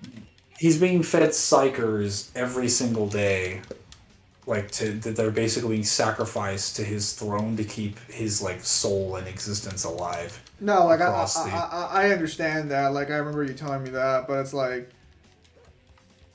so the problem is that his only goal is to protect the Imperium. Yes. That's all he cares about. So he doesn't actually go into the warp and be like, all right, I'm gonna fuck shit up. Like it's like there's also the problem that in order for him to stop the Chaos Gods, like what he would need to do, all he can do is provide a boundary to prevent their powers from interfering with the world around them. So like they can't really do anything but like cause like maybe some minor warp storms here and there, like some small bits of chaos. And even anything large scale, he can just snuff out immediately because he's aware of like everything that's going on in his realm. Like if the Warhammer, first of all, if like the God Emperor of Mankind was like alive, like if he was like alive in the traditional sense, if he actually had like the rest of his let's say his body and his soul back in line, but he still had all of his power. What he could probably do is that he would be able to affect and control, like, if he would be able to start affecting or governing their ability to affect the concept of like certain desires or people's like natures, so that he could basically rule control over reality. Because the reason the Chaos Gods are becoming so powerful is because they're just buffed by literally everything that's happening in every person's life. So if he could somehow take control over that reality and start governing it, he could probably push them out. Because the only way to kill the Chaos Gods is to destroy everything they stand for, but that's... So it's kind of cool they brought back the DOA 1 actual victory scene. Sam, do you think Noctis could destroy Void Mundus? So I'm working on that big Final Fantasy 15 video. I've more or less finished that one, but I'm still looking for like a specific... Dropping bitch, come here. What? Kyle? What? Say, were you talking to us or what? No, I'm going after this bomb-dropping bitch. Oh, okay. Are there new scalings for Noctis? Yeah, I found some evidence that could scale Noctis higher, but like... So... Oh, eat shit, cunt.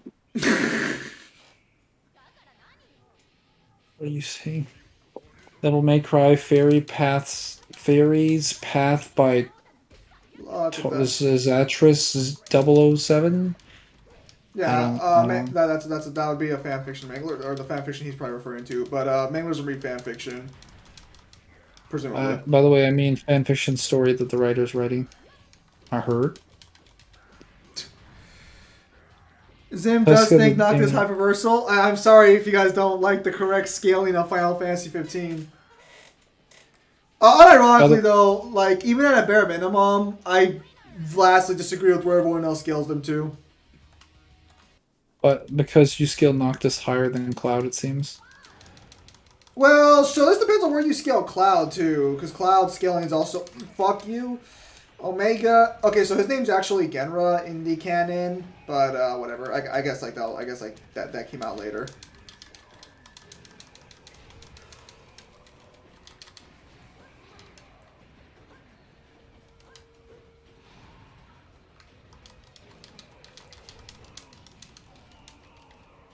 Oh, just barely.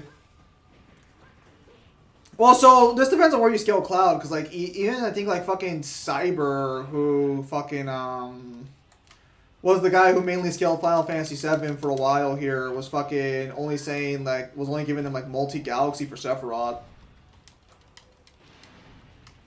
Like, isn't that like still way higher than like what most people scale Cloud to? You mean Noctis? No, Cloud. No, Cloud's got like actual like potential uni scaling because of, like the fucking Knights that round and that shit. Ew. Oh, there we go. Noctis transcends Noctis transcends into a god in the final boss fight, right? So I thought I had a transcendent statement for when Noctis enters the realm beyond, but apparently that statement doesn't exist from my sources, so I have to go to the original Japanese text to see if that's there or not. What the hell is going on here? Oh, this Tina being an actor? Oh, that's cool. Noctis at Universal O'Hare. Give it another light novel. We'll find out. Wow, she actually looks really good in that military outfit. Think that rides in. Oh, well, unironically, like, again, like, I do have If you scale want change. the What? if you want your multiverse fucking Final Fantasy, just use the Cydia. Well, there's also the state of scaling where I think it backscales, because there's, like, a debate on whether or not it backscales to the verses in question. They don't remember that they were in the cycles, though. That's not evidence they don't backscale. Well, if you don't remember that you can do that feat, can do those feats, then you wouldn't be capable of doing them. Mangler, they don't gain power amps and shit. No, you misunderstand. If I am not actually aware that I could destroy a universe, that I wouldn't physically think that I'm actually capable of doing that.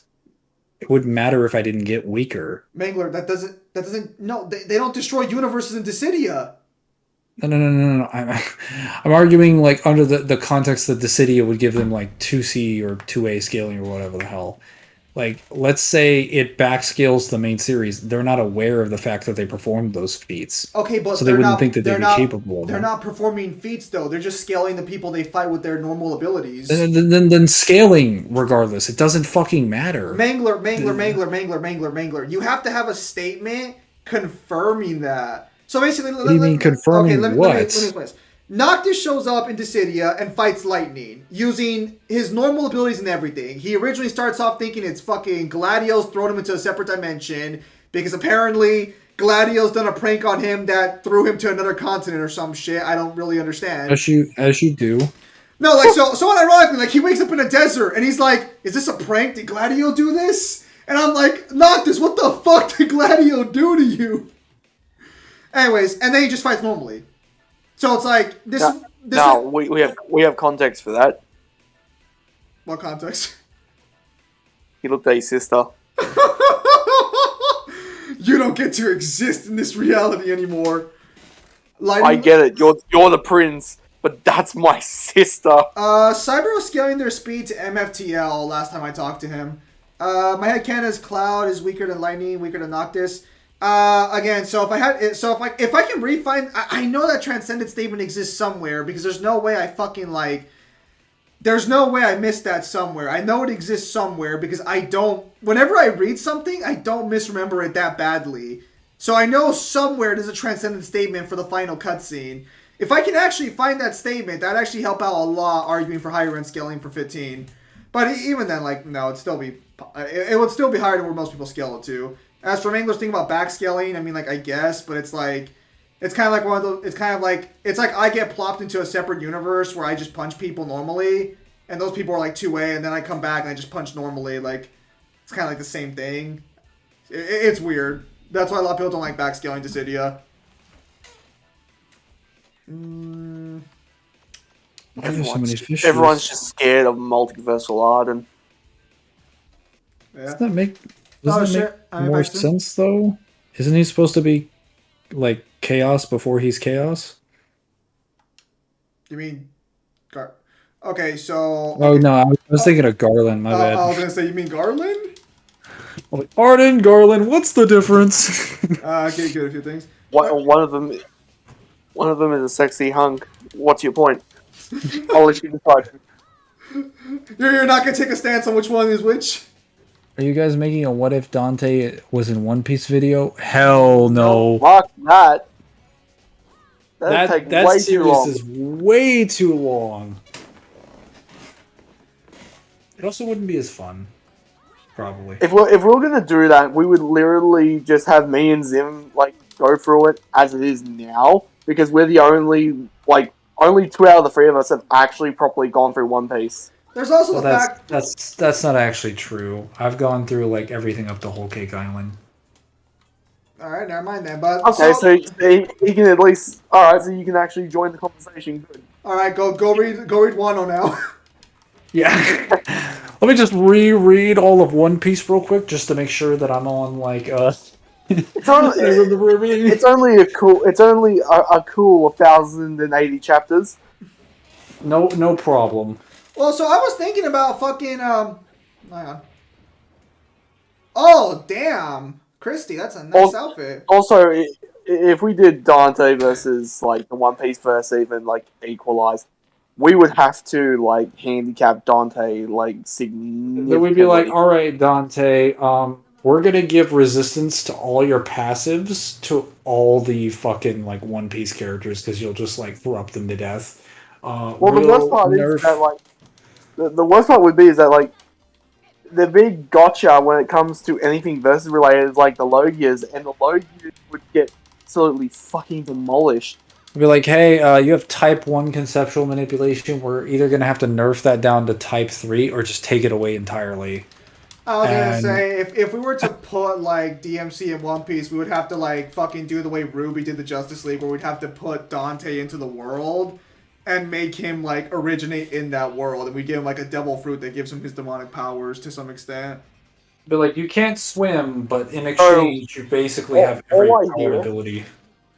All I hear is that if we were to do this, we'd have to like set this in Thriller Bark. No. Dante would show up out of like one of those graves, and no, he'd just be like one of the fucking undead generals that fucking like Moria has. It just like rule the other zombies. Well, that's not exactly untrue. The Clythoth fruit is a fruit made for the devils. Doll from Sparta.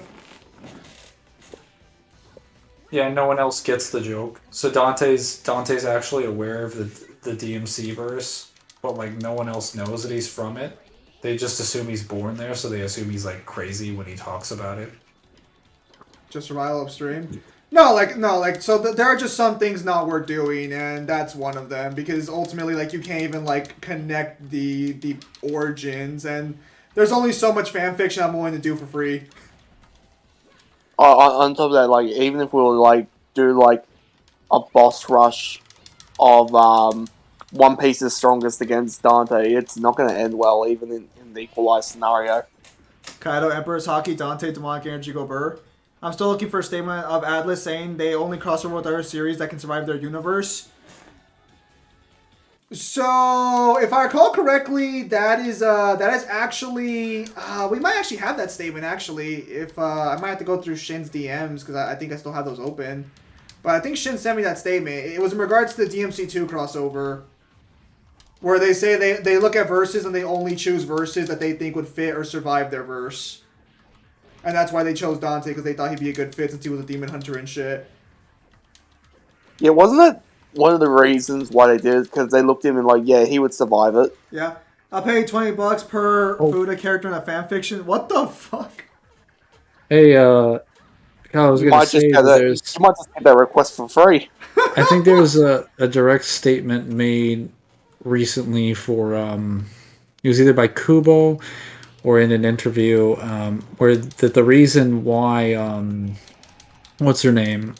Rukia, what's it called? Ichigra, which is Rukia and Renji's like daughter. The reason she has her design is that her design is actually taken from Senna, from the Memories of Nobody movie. Now that you say that, I can see that. Dude, she looks exactly like it. I did Except not with notice red hair.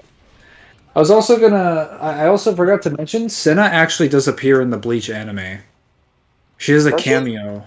Yeah, she has a cameo where she's sitting behind Ichigo in the background of one of the episodes, and you can see a person with her same hairstyle and the same hairpins sitting like right across from him. And it's also after when it would happen in the arc. They mean that's canon. Are we gonna go through the first movie as well?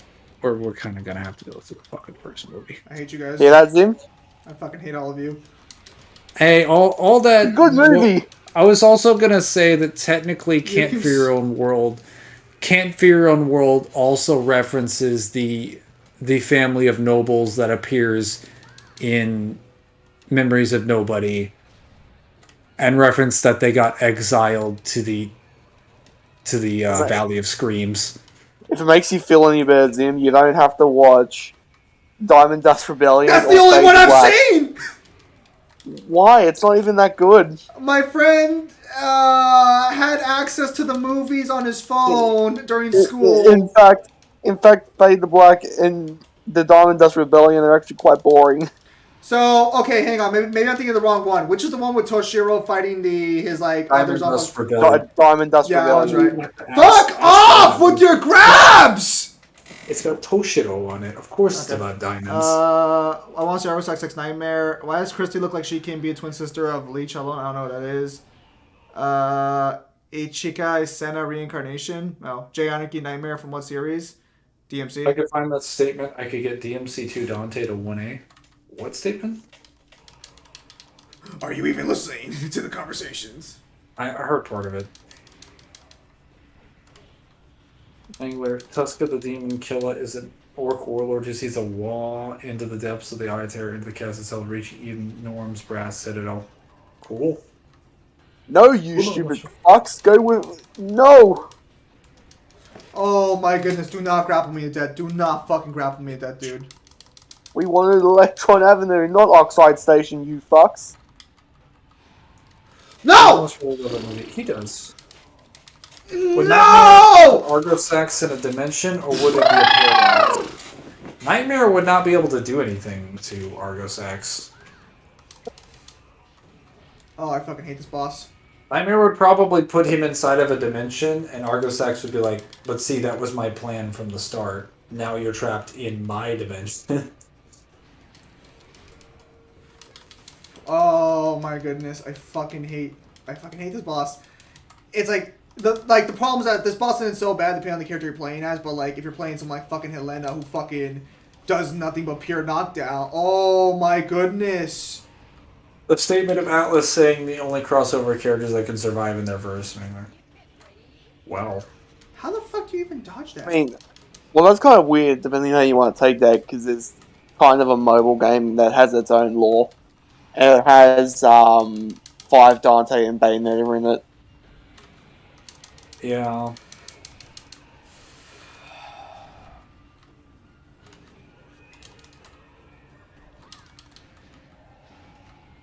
I mean, unironically, like, what does SMT Dante actually have in terms of his arsenal that's significantly better? Aside from AP and speed scaling, what does he actually have in his arsenal? He has Yeah, less he's like- than Canon Dante. In fact, people even argue he has to show it. He has what? People argue he might not even have a double. Dude, why is your mic just shitting itself out of existence? He just does that. So what Well, he's I can't hear saying, this. so that way you can understand what he's saying, is that he's saying people argue he doesn't even have a double trigger because he doesn't show it. Which is a fucking stupid fucking argument, but whatever. Literally, it's just featuring Dante from the Devil May Cry series. You don't have to try this hard. Come on, guys. Fuck! So Dead Rising Frank West could survive in DMC then? I don't think he ever shows up in DMC. He could survive in the human world as long as any other normal human could. I mean, here's the thing about DMC. The funny thing is that you actually have a higher chance to survive a conflict with DMC if you go to DMC's verse than if DMC shows up in your verse. You're fucked if DMC shows up in your verse. Whereas if you go to DMC's verse, there's actually a chance that you can make contact with people that have done the research. Oh, Or fucking Demonic Helena. Island. All her attacks do fucking knockdown. You see Frank West in the Resident Evil verse? That'd be kind of funny. I've covered wars, Right. you know. Frank East. He's on a poster. Did you say Clank East? Frank East. Yes. By the way, Zim, can you give me the scan if you have it, please? Zim, give him the scan. Again, I'd have to look through. I'd have to look through fucking like I'd have to look through my messages with Shane to see if he has like access to that interview.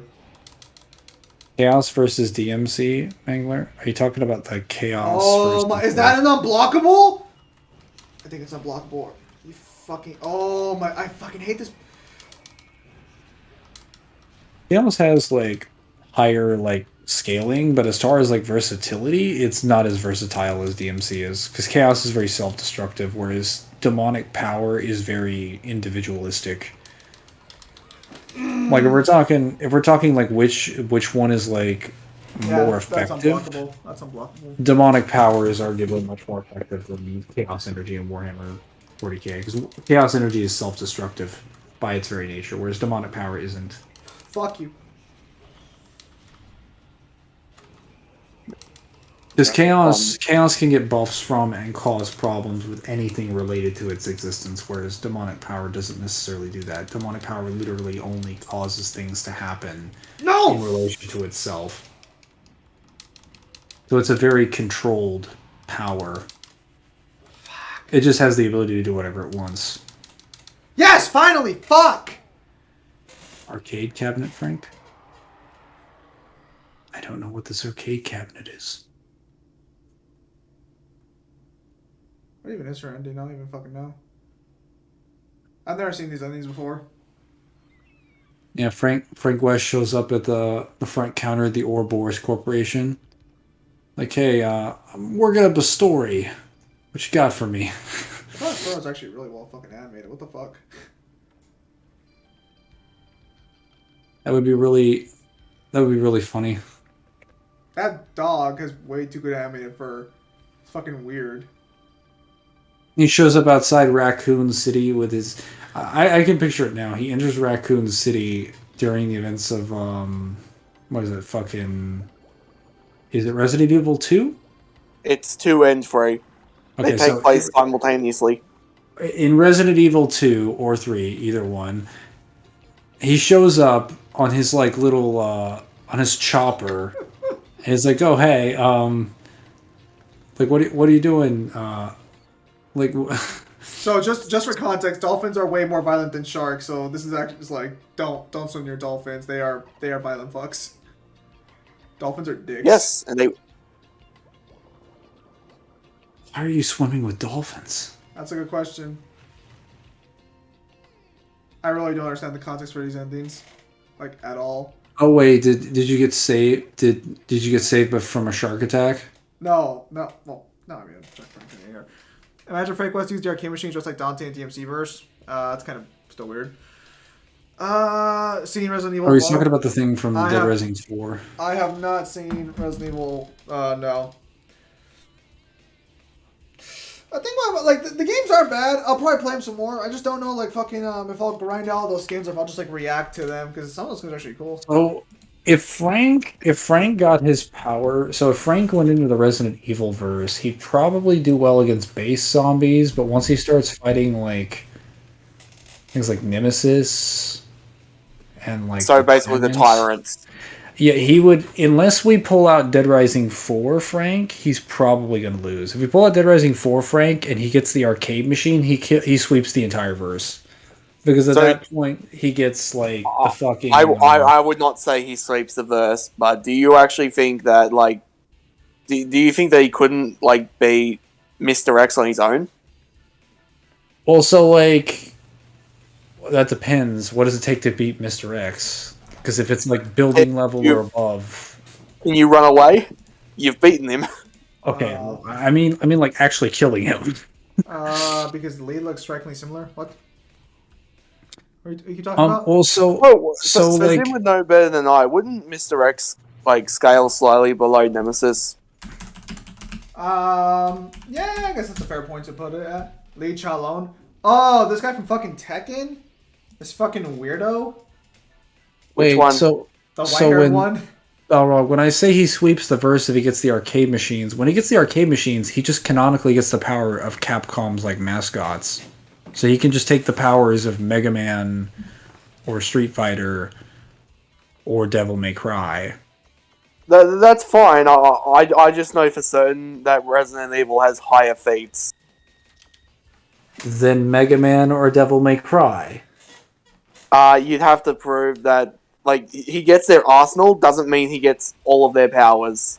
Well, he gets Alistair. So, Then he gets one sword. which would have demonic energy and all of its powers and abilities. I would have to read up on this arcade machine and what it could do. It literally transforms him into the actual costume, and he gets the fucking sword and can do the combos. Well, he's asking for a description, Mangler, not your opinion.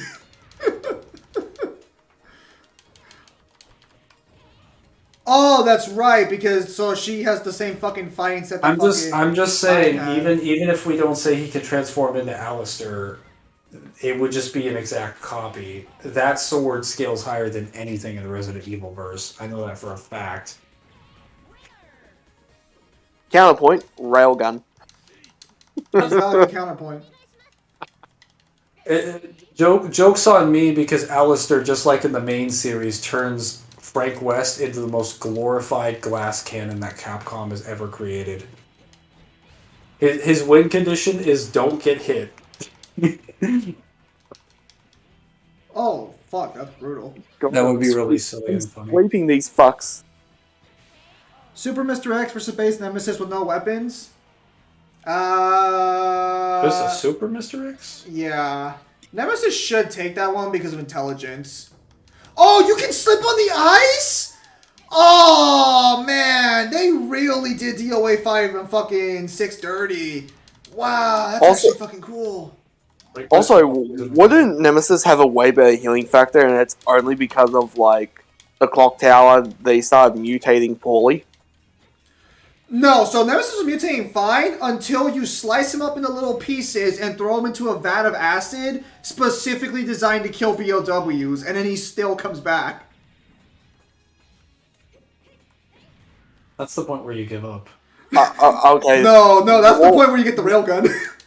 Okay, the more we talk about Nemesis, I know people really want Nemesis versus Pyramid Head, but I'm kind of leaning towards, like, Nemesis versus, like, the Supreme Hunter from Prototype.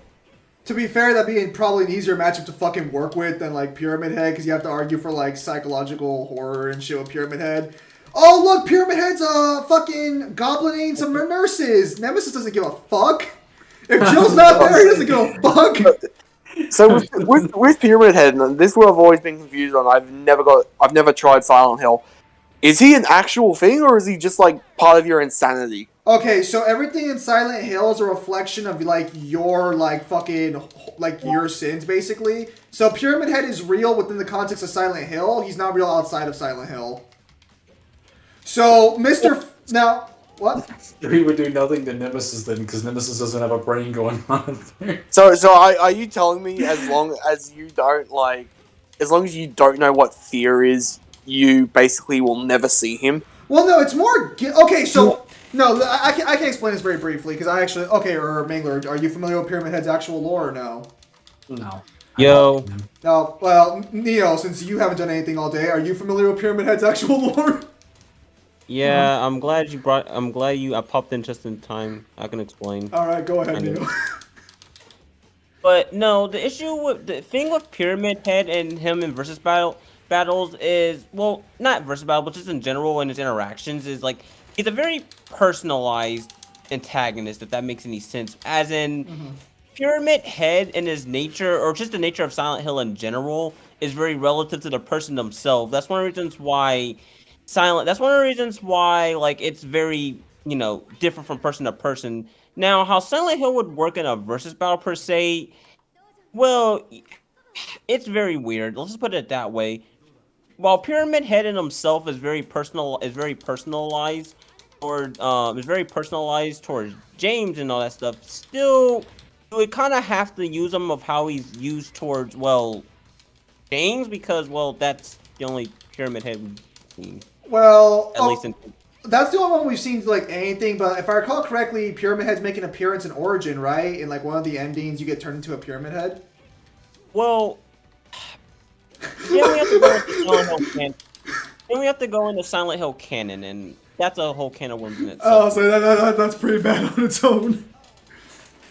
Yeah, but go. Oh, nothing. I was just gonna elaborate on. Yeah, Silent Hill is very weird to use for just versus battles in general.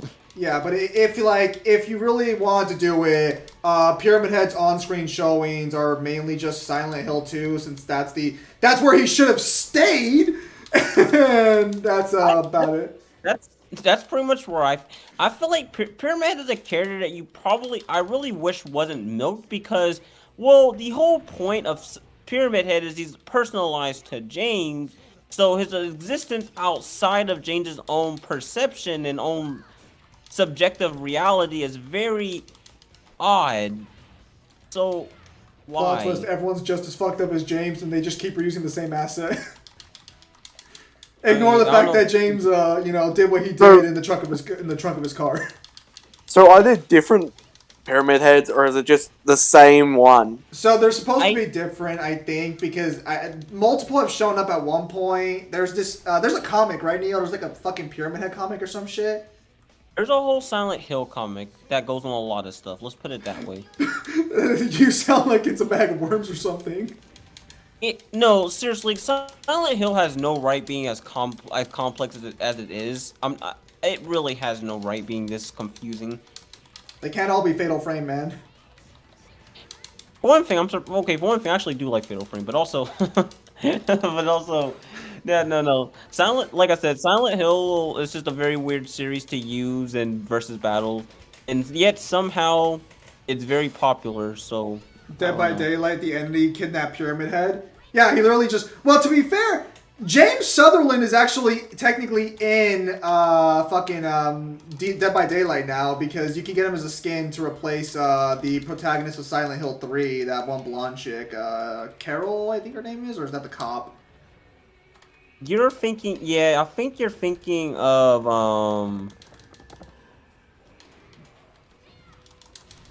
I hear frivolous typing in the background. Someone's searching the answer. Man, this is bullshit. They added a fucking guy with the lightsaber, and I'm using my fucking fist. Get the fuck out of here. So basically, just to shoot back to what we were talking about before. So we're basically going over, like, Nemesis, then we went on to Pyramid Head. So, Neo, what's your opinion on this one, if you're actually, like, familiar with Prototype? Having the Supreme Hunter versus Nemesis instead of Pyramid Head? Probably. I mean, truth be told, I don't particularly mind the matchup of Pyramid Head versus Nemesis, even though I feel like you could probably get a little bit better when it comes to Pyramid Head, though, but, yeah. Fucking no wonder they fucking changed this fucking boss fight. Piece of fucking shit. Oh my god, dude, he's just fucking bodying the shit. Back when DOA fucking had bosses at the end of their fucking towers. Dude, he should. Oh my god, dude, what the fuck? Oh, so just for context, this is not Ruins. This is a separate like hell dimension he creates according to the canon. I don't really know how. Just don't worry about it. Oh, we can jump over that? Yo, your ass is mine! Oh wait, stop using the lightsaber! Shadow shouldn't be in any Sonic game after Sonic Adventure 2.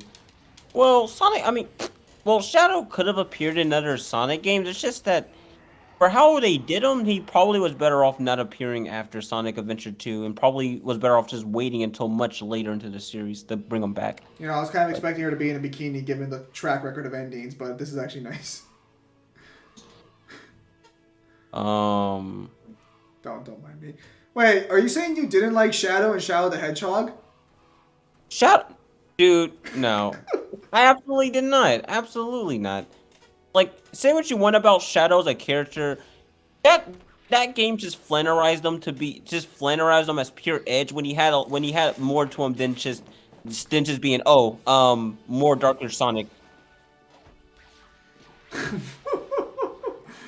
I'm surprised. Like, how can you not like Shadow with the gun?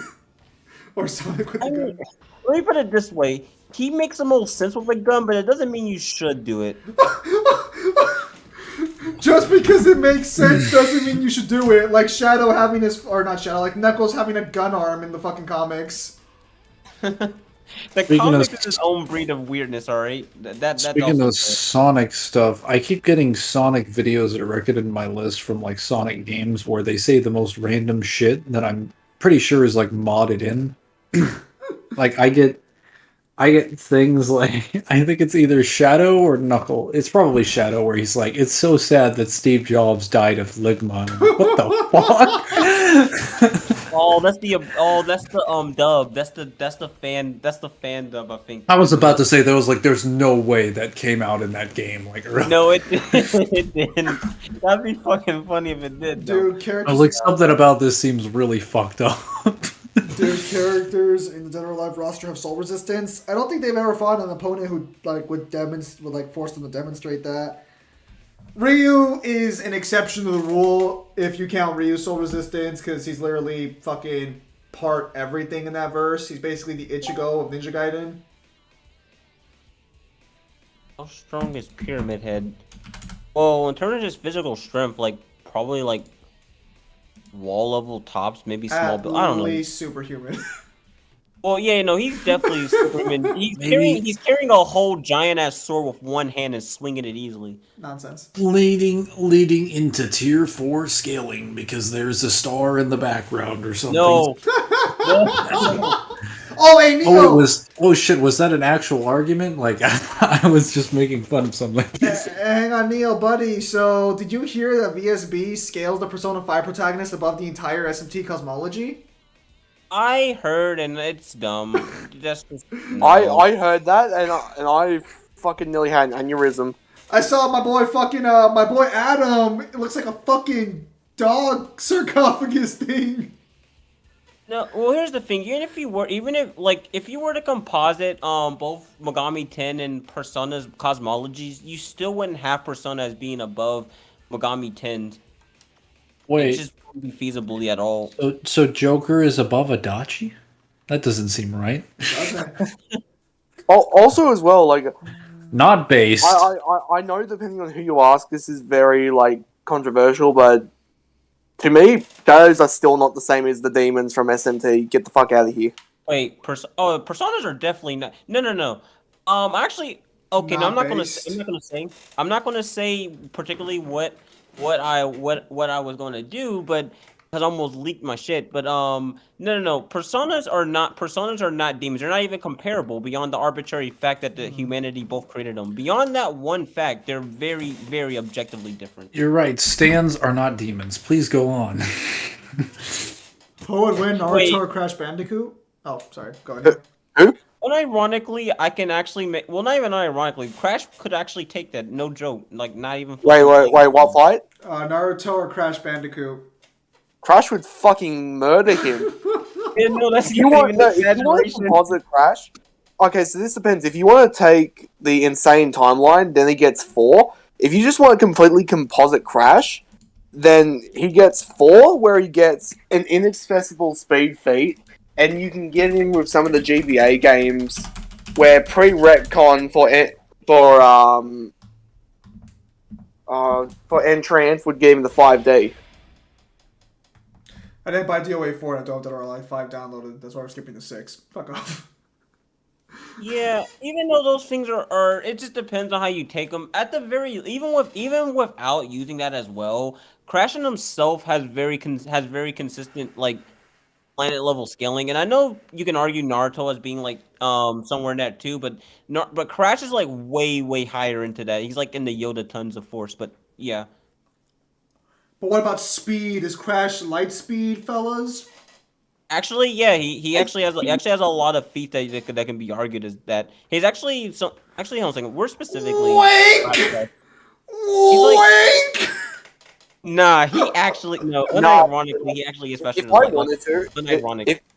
if I really wanted to like be a cunt, I could argue that he's immeasurable by keeping up with Dr. Entropy. What if you really wanted to be a cunt? What was there ever another option? Oh, damn, You're right. Embrace myself. But no, unironically, Crash actually does actually have fashion light scaling. Specifically as how fast he is. He's like what? He's like at the in the like border of like fashion light plus like 10 to maybe even slightly higher time fashion light. and probably even faster than that. And there's like some sort of feat I'm forgetting, but yeah, no. Crush on Naruto Twitch? off of that. Twitch, what the fuck you doing, buddy? First My Wiki also has Joker above Nyx from Persona 3. That's very weird because if we're just talking about Nyx, like just pure Nyx, that's very weird because Nyx should be like one of the stronger characters in the series besides, the original timelines of 1 and 2. These fucking Muppets would be the same people who would argue that he's fucking above Neralefatip. Oh god, no. There's no argument you could make for Joker being on par with Narlefatip. So, Well, he's I guess not he's on par. asking, He's why- stronger. why is No. the character selections? No, like no. Oh, thank God I muted him a little. Like, lowered his fucking voice.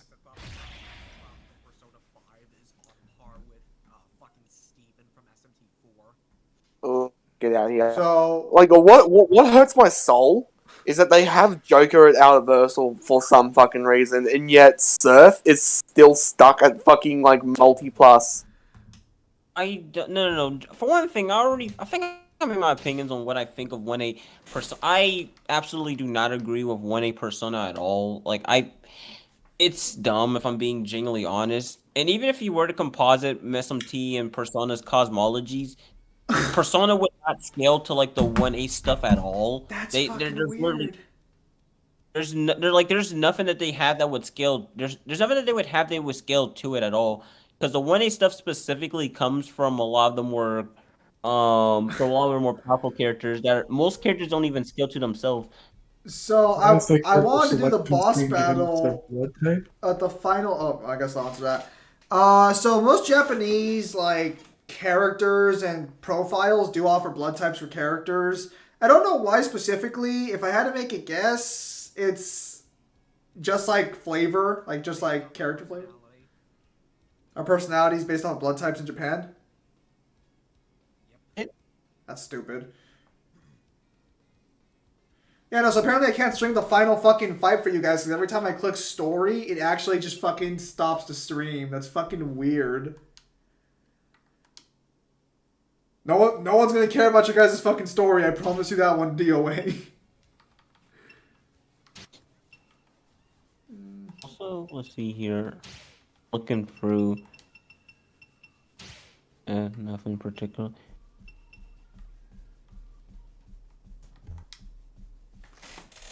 I want to remind everyone that in Warhammer 40k, the Orc gods' names are Gork and Mork.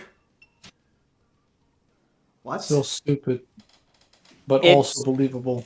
It for the universe for that world it makes sense. They're orcs. I mean, they come up with the simplest things, but then they also build the most technologically advanced shit in like the verse on the same like token. So rather weird.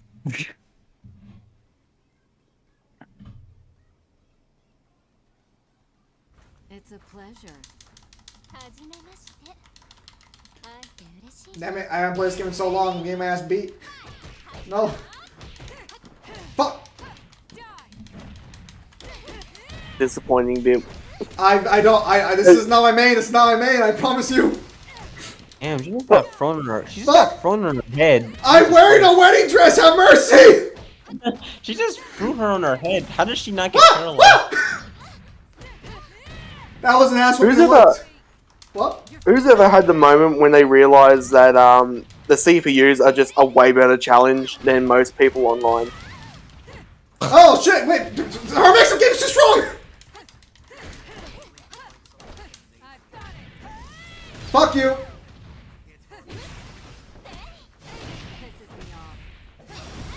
Oh, so to be clear, the person I'm fighting is the girl that kind of helps out with the more absurd DOA scaling.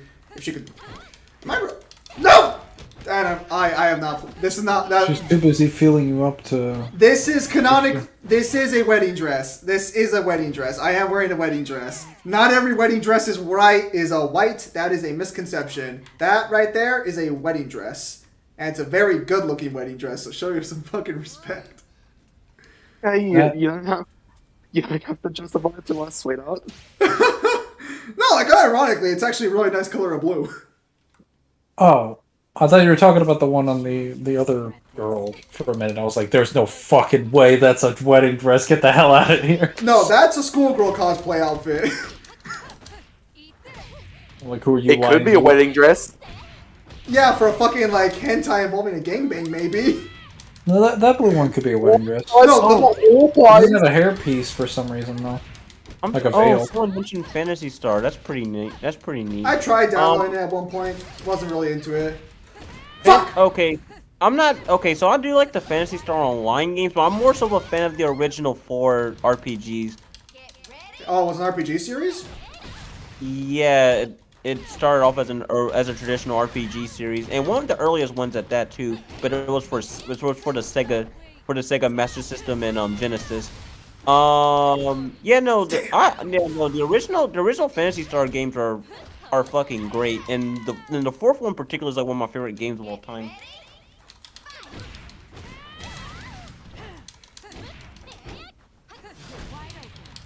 No, please!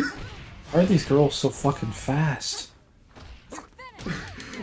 They're like bullets. No! And I lost. Okay, I'm just getting... What kind of grapple is that?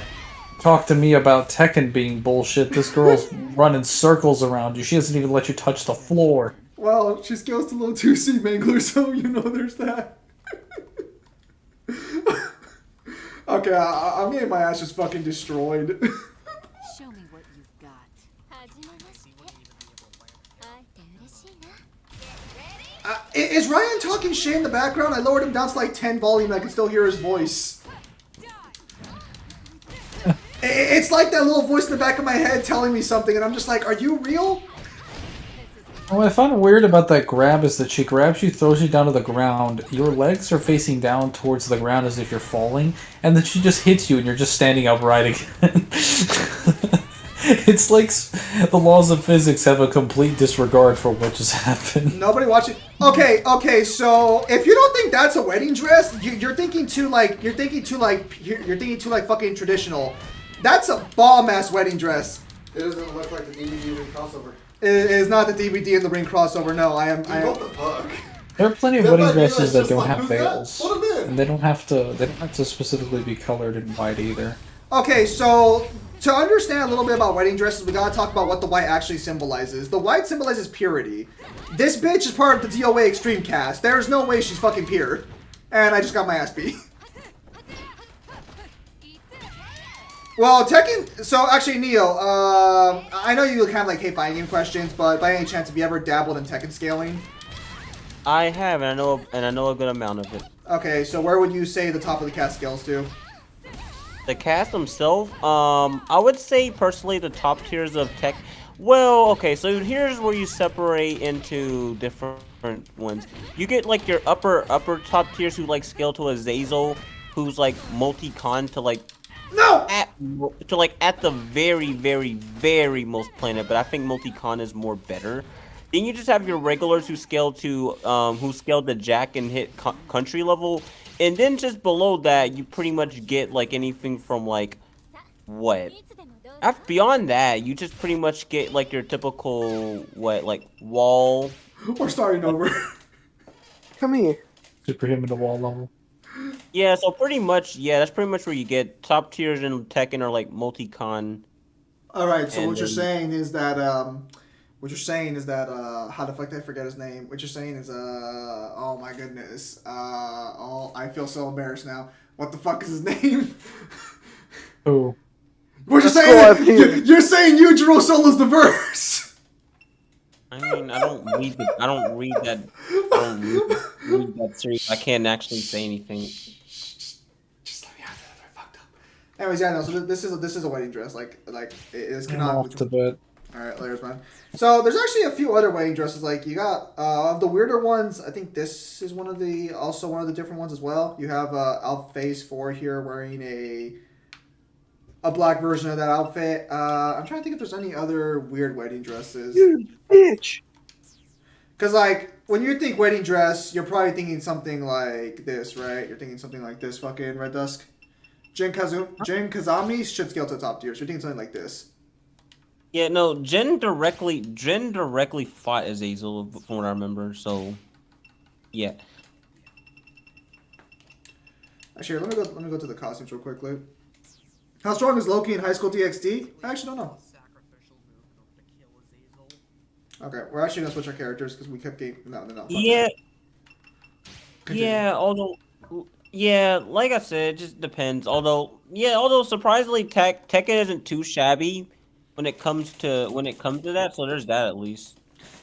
I wonder, would you say that current scales above Azazel or no? You can make an argument for it, but it's never really okay. So the reason why I don't have an immediate answer for that is because from what I remember, there isn't really an official comparison per se. Like we do know that so we do know for a fact that like and what was I gonna follow up with? Okay, so we do know that we do know that like Kazuya has like an immense power with like Devil Gene and all that stuff, and I think he has like some of the most powerful when it comes to the Devil Gene, from what I remember. But as far as that, we don't really have an official comparison between him and Azazel. We just know that he's like around the same level, but we don't know if he's like superior. Well, depending on how the next Tekken goes, the next Tekken might be the end of the storyline. I thought that was his last Tekken. I don't know. Well, No. I feel like if they're gonna end Tekken, they're probably just gonna end the Mishima storyline because they can still continue the series without the whole Mishima storyline going. And then they'll get resurrected at some point where you continue the story. Oh yeah, that's just bound to happen. But no, the whole Mishima timeline thing doesn't necessarily mean the end of the series. It just means that the end of that particular story, though. So they could theoretically continue Tekken without that. Although it'd be pretty lame, though. But oh my goodness. Again, like, so Red Dusk, like, also, who buys pre-bought wedding dresses? Like, you think, like, aren't most, if not all, wedding dresses at least custom fit to some extent? I don't know. I feel like that's a waste. What, custom, like, fitting a wedding dress? Is that a troll? There's no character in Street Fighter that's universal. It's a troll. Okay. You clearly didn't see Akuma in that realm that surpasses all reality. Shh. Shh.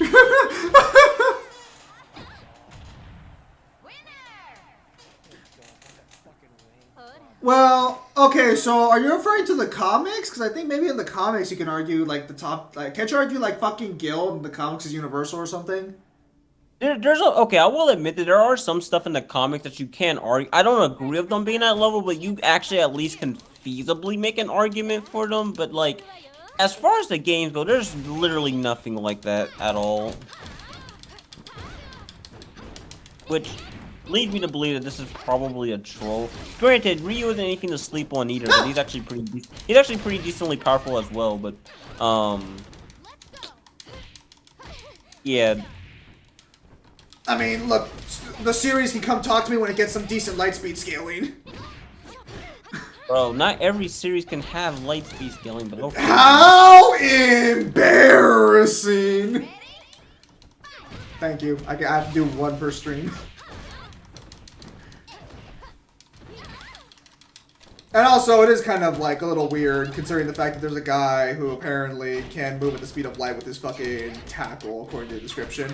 Stop mixing up, you MMA bitch! MMA's not even real fighting style, it's a mix. Some bullshit, why is she even allowed in this tournament?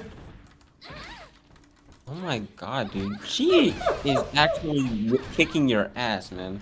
Well, this is the hardest difficulty. I decided that since I can't do the final boss that's actually cheap as shit, I thought I'd do the hardest difficulty of character I'm like somewhat familiar with. I mean, DOA is still like the game where... Oh, okay. Well, I'm going to have to skip that a little bit. Hang on. I'm going to have to skip this intro just a tad bit. Oh.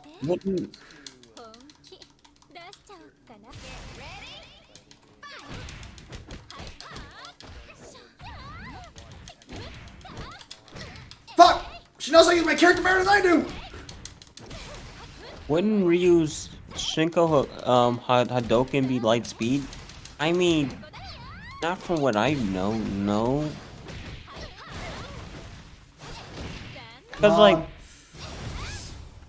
Because Street Fighter can get some pretty decent speed scaling. It has like some massively hypersonic to like, at least for top tiers that is, massively hypersonic to even like rel scaling, but that's really it though.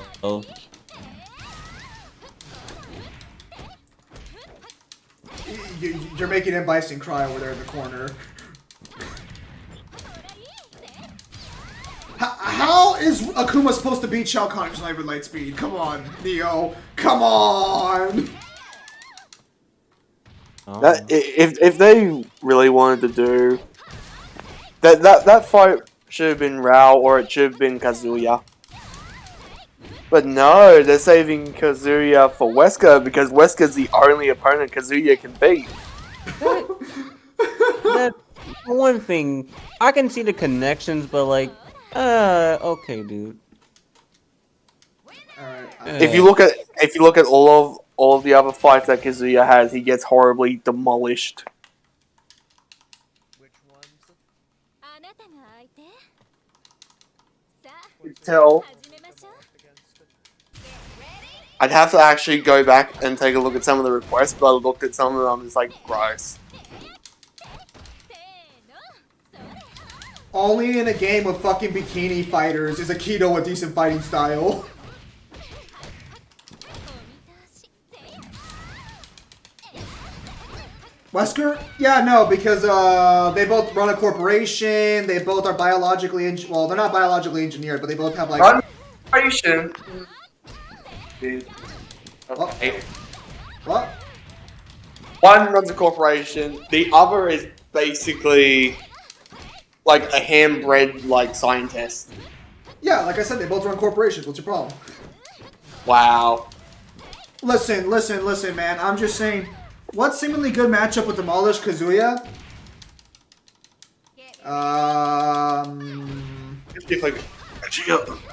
Wow, I just checked my fucking notifications. No, Alan, I'm not gonna fucking go to you. Part for the best. Well, what are Kazuya's like? I don't know. Too many people would actually Hang on. Kazuya. Hang on. I'm looking up some of these fights.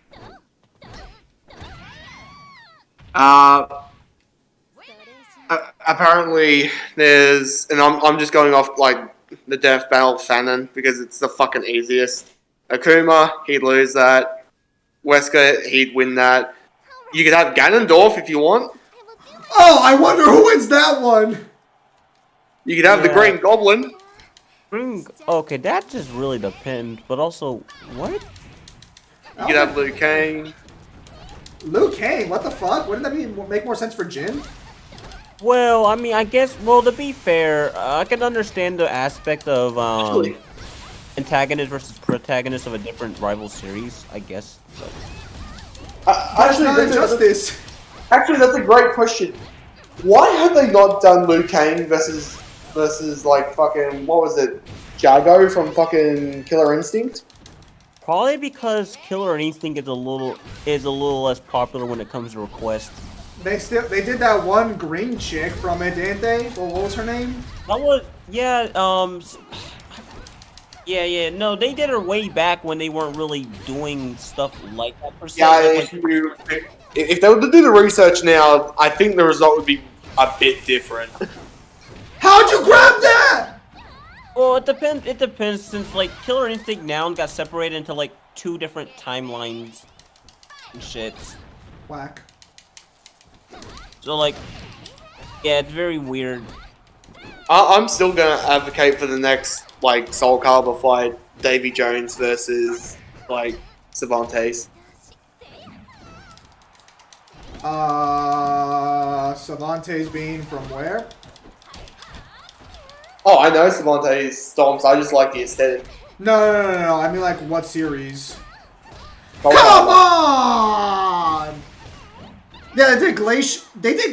Who the fuck did Glacius fight? Did he fight Iceman? Wait, Sub-Zero. I forgot about that. They did. I forgot he did. They did do glaciers. Okay, never mind. My point's wrong then. Yeah, they did Glacius, and they've also done They've done the Fulgor. Yeah, they've done the robot. I know that one. They did it against fucking Sector. Okay, to be fair, that wasn't our old one too, where it wasn't like the current landscape. To be fair, in all fairness, although yeah, that was Fulgor. It was Fulgor versus who again? I forgot. Fulgor versus one particular. Yeah, it was Yeah, Sector. It should have been fucking the 3 robot combination from MK10, but whatever. Well, that didn't exist then. Are you sure? I'm pretty sure it came out before then. No, that's only something in MK10. No, I in know. MK, no, in MK9 when this fight came out, they were all separate. Oh, okay, it was an MK9. Was it really But- that long ago? But Fuck. they do this joke, and it's fucking accurate, where they say like, "Yeah, we're using Sector, but it should have been Cyrax." Why? No love for my boy Cyrax. Not even MK loves Cyrax. Not even Cyrax loves Cyrax. Okay, jailbait, I need you to stop. Please, stop kicking my ass. Okay, we've edited it. One iteration of Davy Jones, Kyle. Every time I hear Davy Jones, I just think Pirates of the Caribbean. That's the one. What? What? Wait, oh, Davy Jones versus Salvante. Okay, so Salvante's the character from, Soul Calibur. Yes. Let the red rose Don't sound so disappointed in me, damn. I own Soul Calibur 6. I'm a real gamer. I just prefer Dead or Alive because its controls are better. You're not a real fan, unless you remember its origins as Soul Edge. Sorry, I only remember good games. Hanukkah is 18. I know. It's a joke. Anakin is all it's referring to. Yeah. Okay. Well, not the character I'm fighting, but she's also 18. Just, we're anime rules 18. You know how it is. Yeah, no, that's understandable. More people tend to forget that Jotaro during like part 3 wasn't actually of age. You know. Yeah, so the entire female cast of, part 3. I mean, I'm pretty sure Polnareff was like 21. Yeah, actually, I'm trying to remember how old was Jotaro, because I know he was like a teen, but... He was 17. Yeah, okay. He was a teen built more than, like, any adult I've ever seen. Yeah, no, to the point where, no, I'm calling bullshit. That's an adult. That's not no teen. Fuck out of here. That's a boy who drank his fucking milk. That's what that is. He drank the milk, he drank the vitamins, he drank everything. That boy was like, where are my fruity gummies, Mom? But, no, I just, again, I don't know. Now, son, right along, have your PJ and steroids. Go ahead, Neo. I know you were saying something before Kyle jumped in. Ah.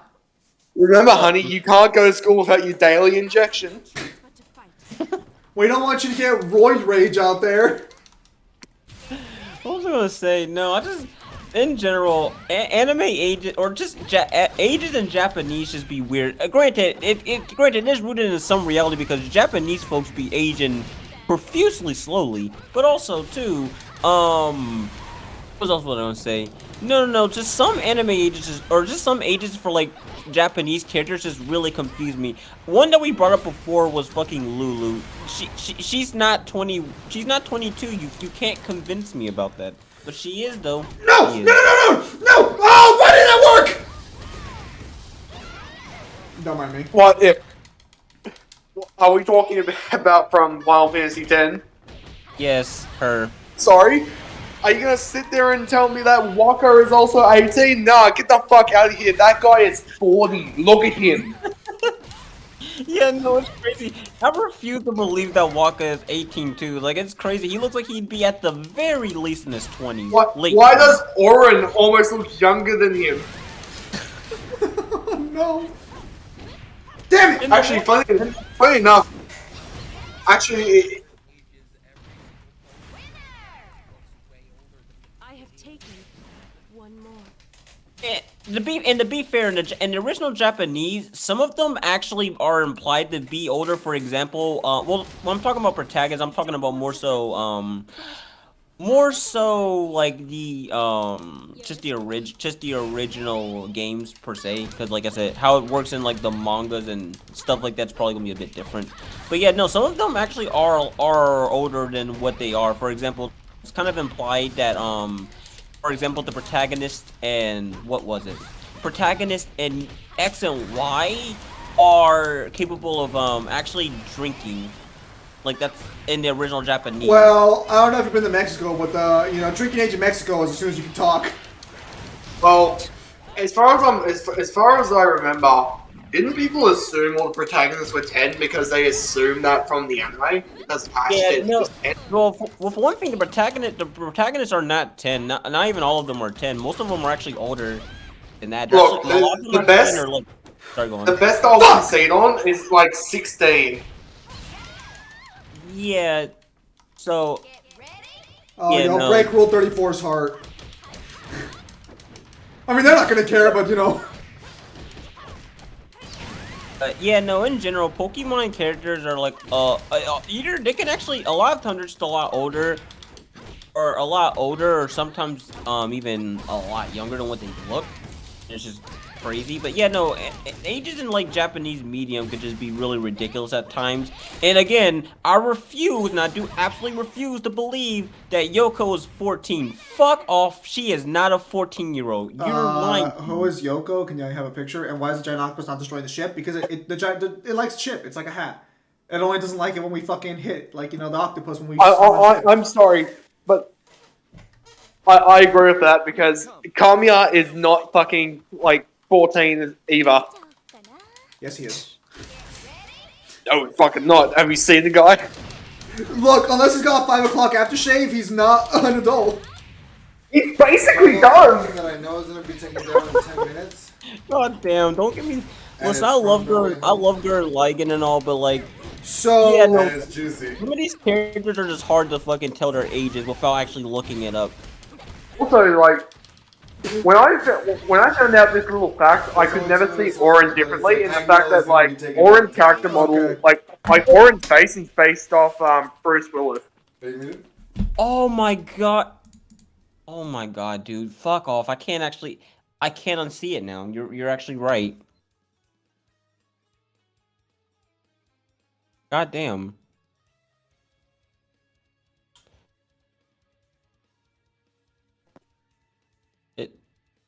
The fuck happened to Zim? Okay then, well... Yeah.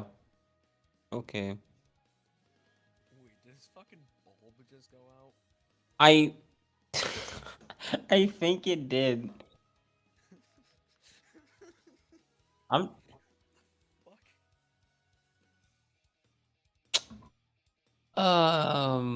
Yeah, what was I gonna say, though? But, yeah, no, like I said, as much as I like Gurren Lagann, nah, some of these characters you really cannot tell their ages without just looking them up. And Yoko is the worst offender in my personal opinion because she just looks straight up like a young adult. Like 17, 18. Maybe even 20, actually. But young adult nonetheless.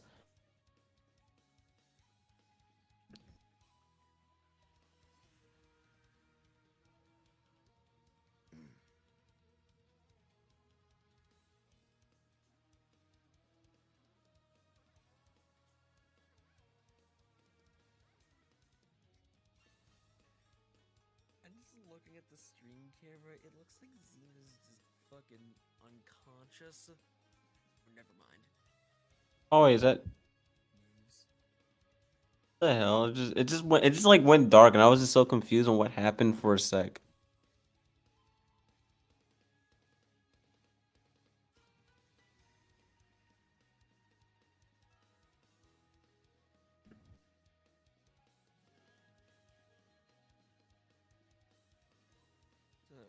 Zima's light has gone out. Oh, that's very sussy. Oh my god, dude. Oh my gosh. Oh my god, dude. I swear. Zim has gone anonymous.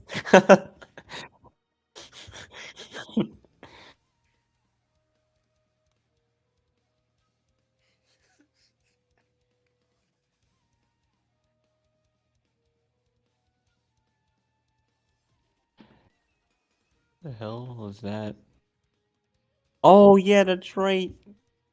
Oh, that's right. I forgot about that.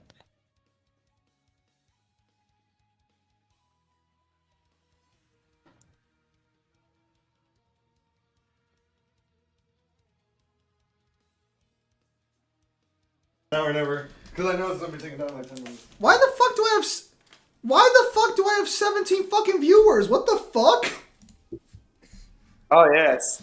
So, tell me if you heard this like matchup going around the internet as of recent, and I fucking hate it.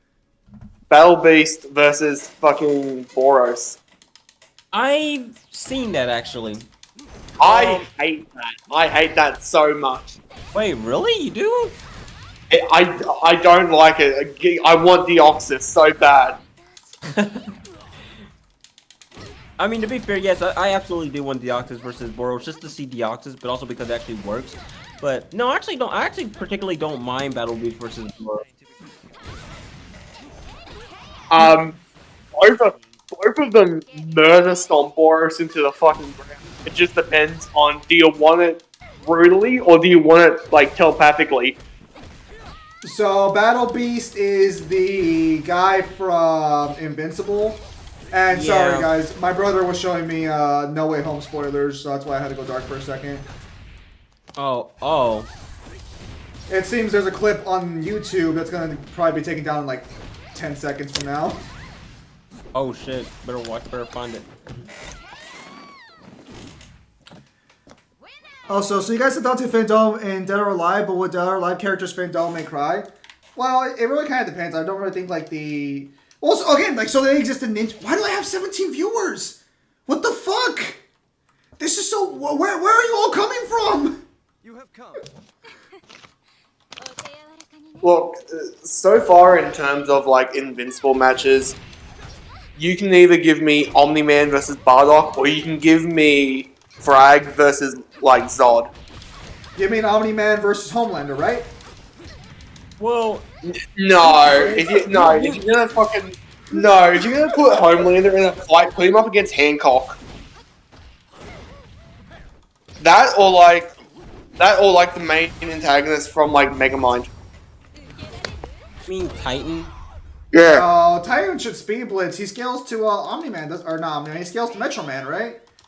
Well, he's far weaker than Metro Man actually though. That's Even when fair. even when he saw what he believed it was Metro Man, which it wasn't, but the fact that he believed it was still. No, he wasn't willing to fight Metro Man. He believed he was far weaker and all that stuff. It's just weird, Red Dusk. If there's a random surge of viewers and it happens when I'm gone for like 3 minutes.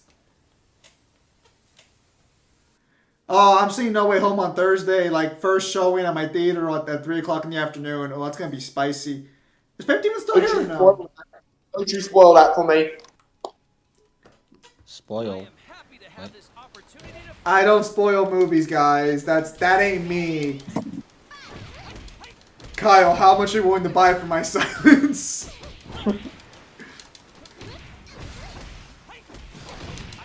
No, but unironically, like, yeah, I try not to spoil movies, and like, it's the last of a Spider-Man trilogy, and Spider-Man's my favorite fucking hero, or at least of the movie. Well, no, just my favorite hero in general, yeah. So like, I'm really hoping they do it justice. They got the Sam Raimi villains back, so you know they've already got the best villain cast around, and Jamie Foxx is back too, so that's pretty good. You know, if you're into, like, fucking Electro. I mean, don't get me wrong, like, new Electro looks fucking 10 out of 10 sick. I thought you were gonna say if you're into Teeth Gax. What the fuck is wrong with you?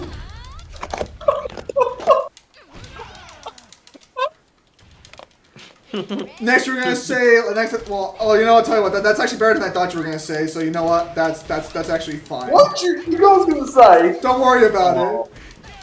He probably can't even say it on stream. That's how bad it is. Yeah, I can't say it on stream. You're absolutely right, Neo.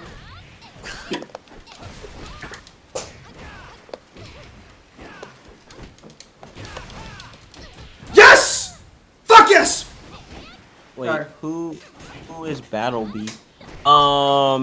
Basically, well, I'm not gonna spoil too much, but let's just say he's a major player in Invincible, and actually, unironically, probably one of their stronger characters in the series. Actually, Rachel and Tina are my other mains. How did I get more points with Tamaki? What the fuck? Aside from other villager mites, it's basically him and Alan the alien, and like a handful of others. Alright, fellas. Well, at any rate, I'll try and be down with Dead or Alive fucking 4 and 5, so I play those a little bit next time on Tuesday. But for a time being, I'm going to have to go ahead and let you guys go for today. So with that said, ladies and gentlemen, thank you for coming out to the stream. Even the weird surge at the end kind of caught me off guard. So with that said, ladies and gentlemen, thank you guys for your time as always. Have a nice day. Tomorrow is the SMT stream where we fucking shove our fist through Pale Rider's ass. And yeah, so that'll be fun. So... yeah. Oh my. he doesn't even have an ass. Fine, his pelvic bone. Thank you guys for your time as always, and have a nice day. I'll see you guys.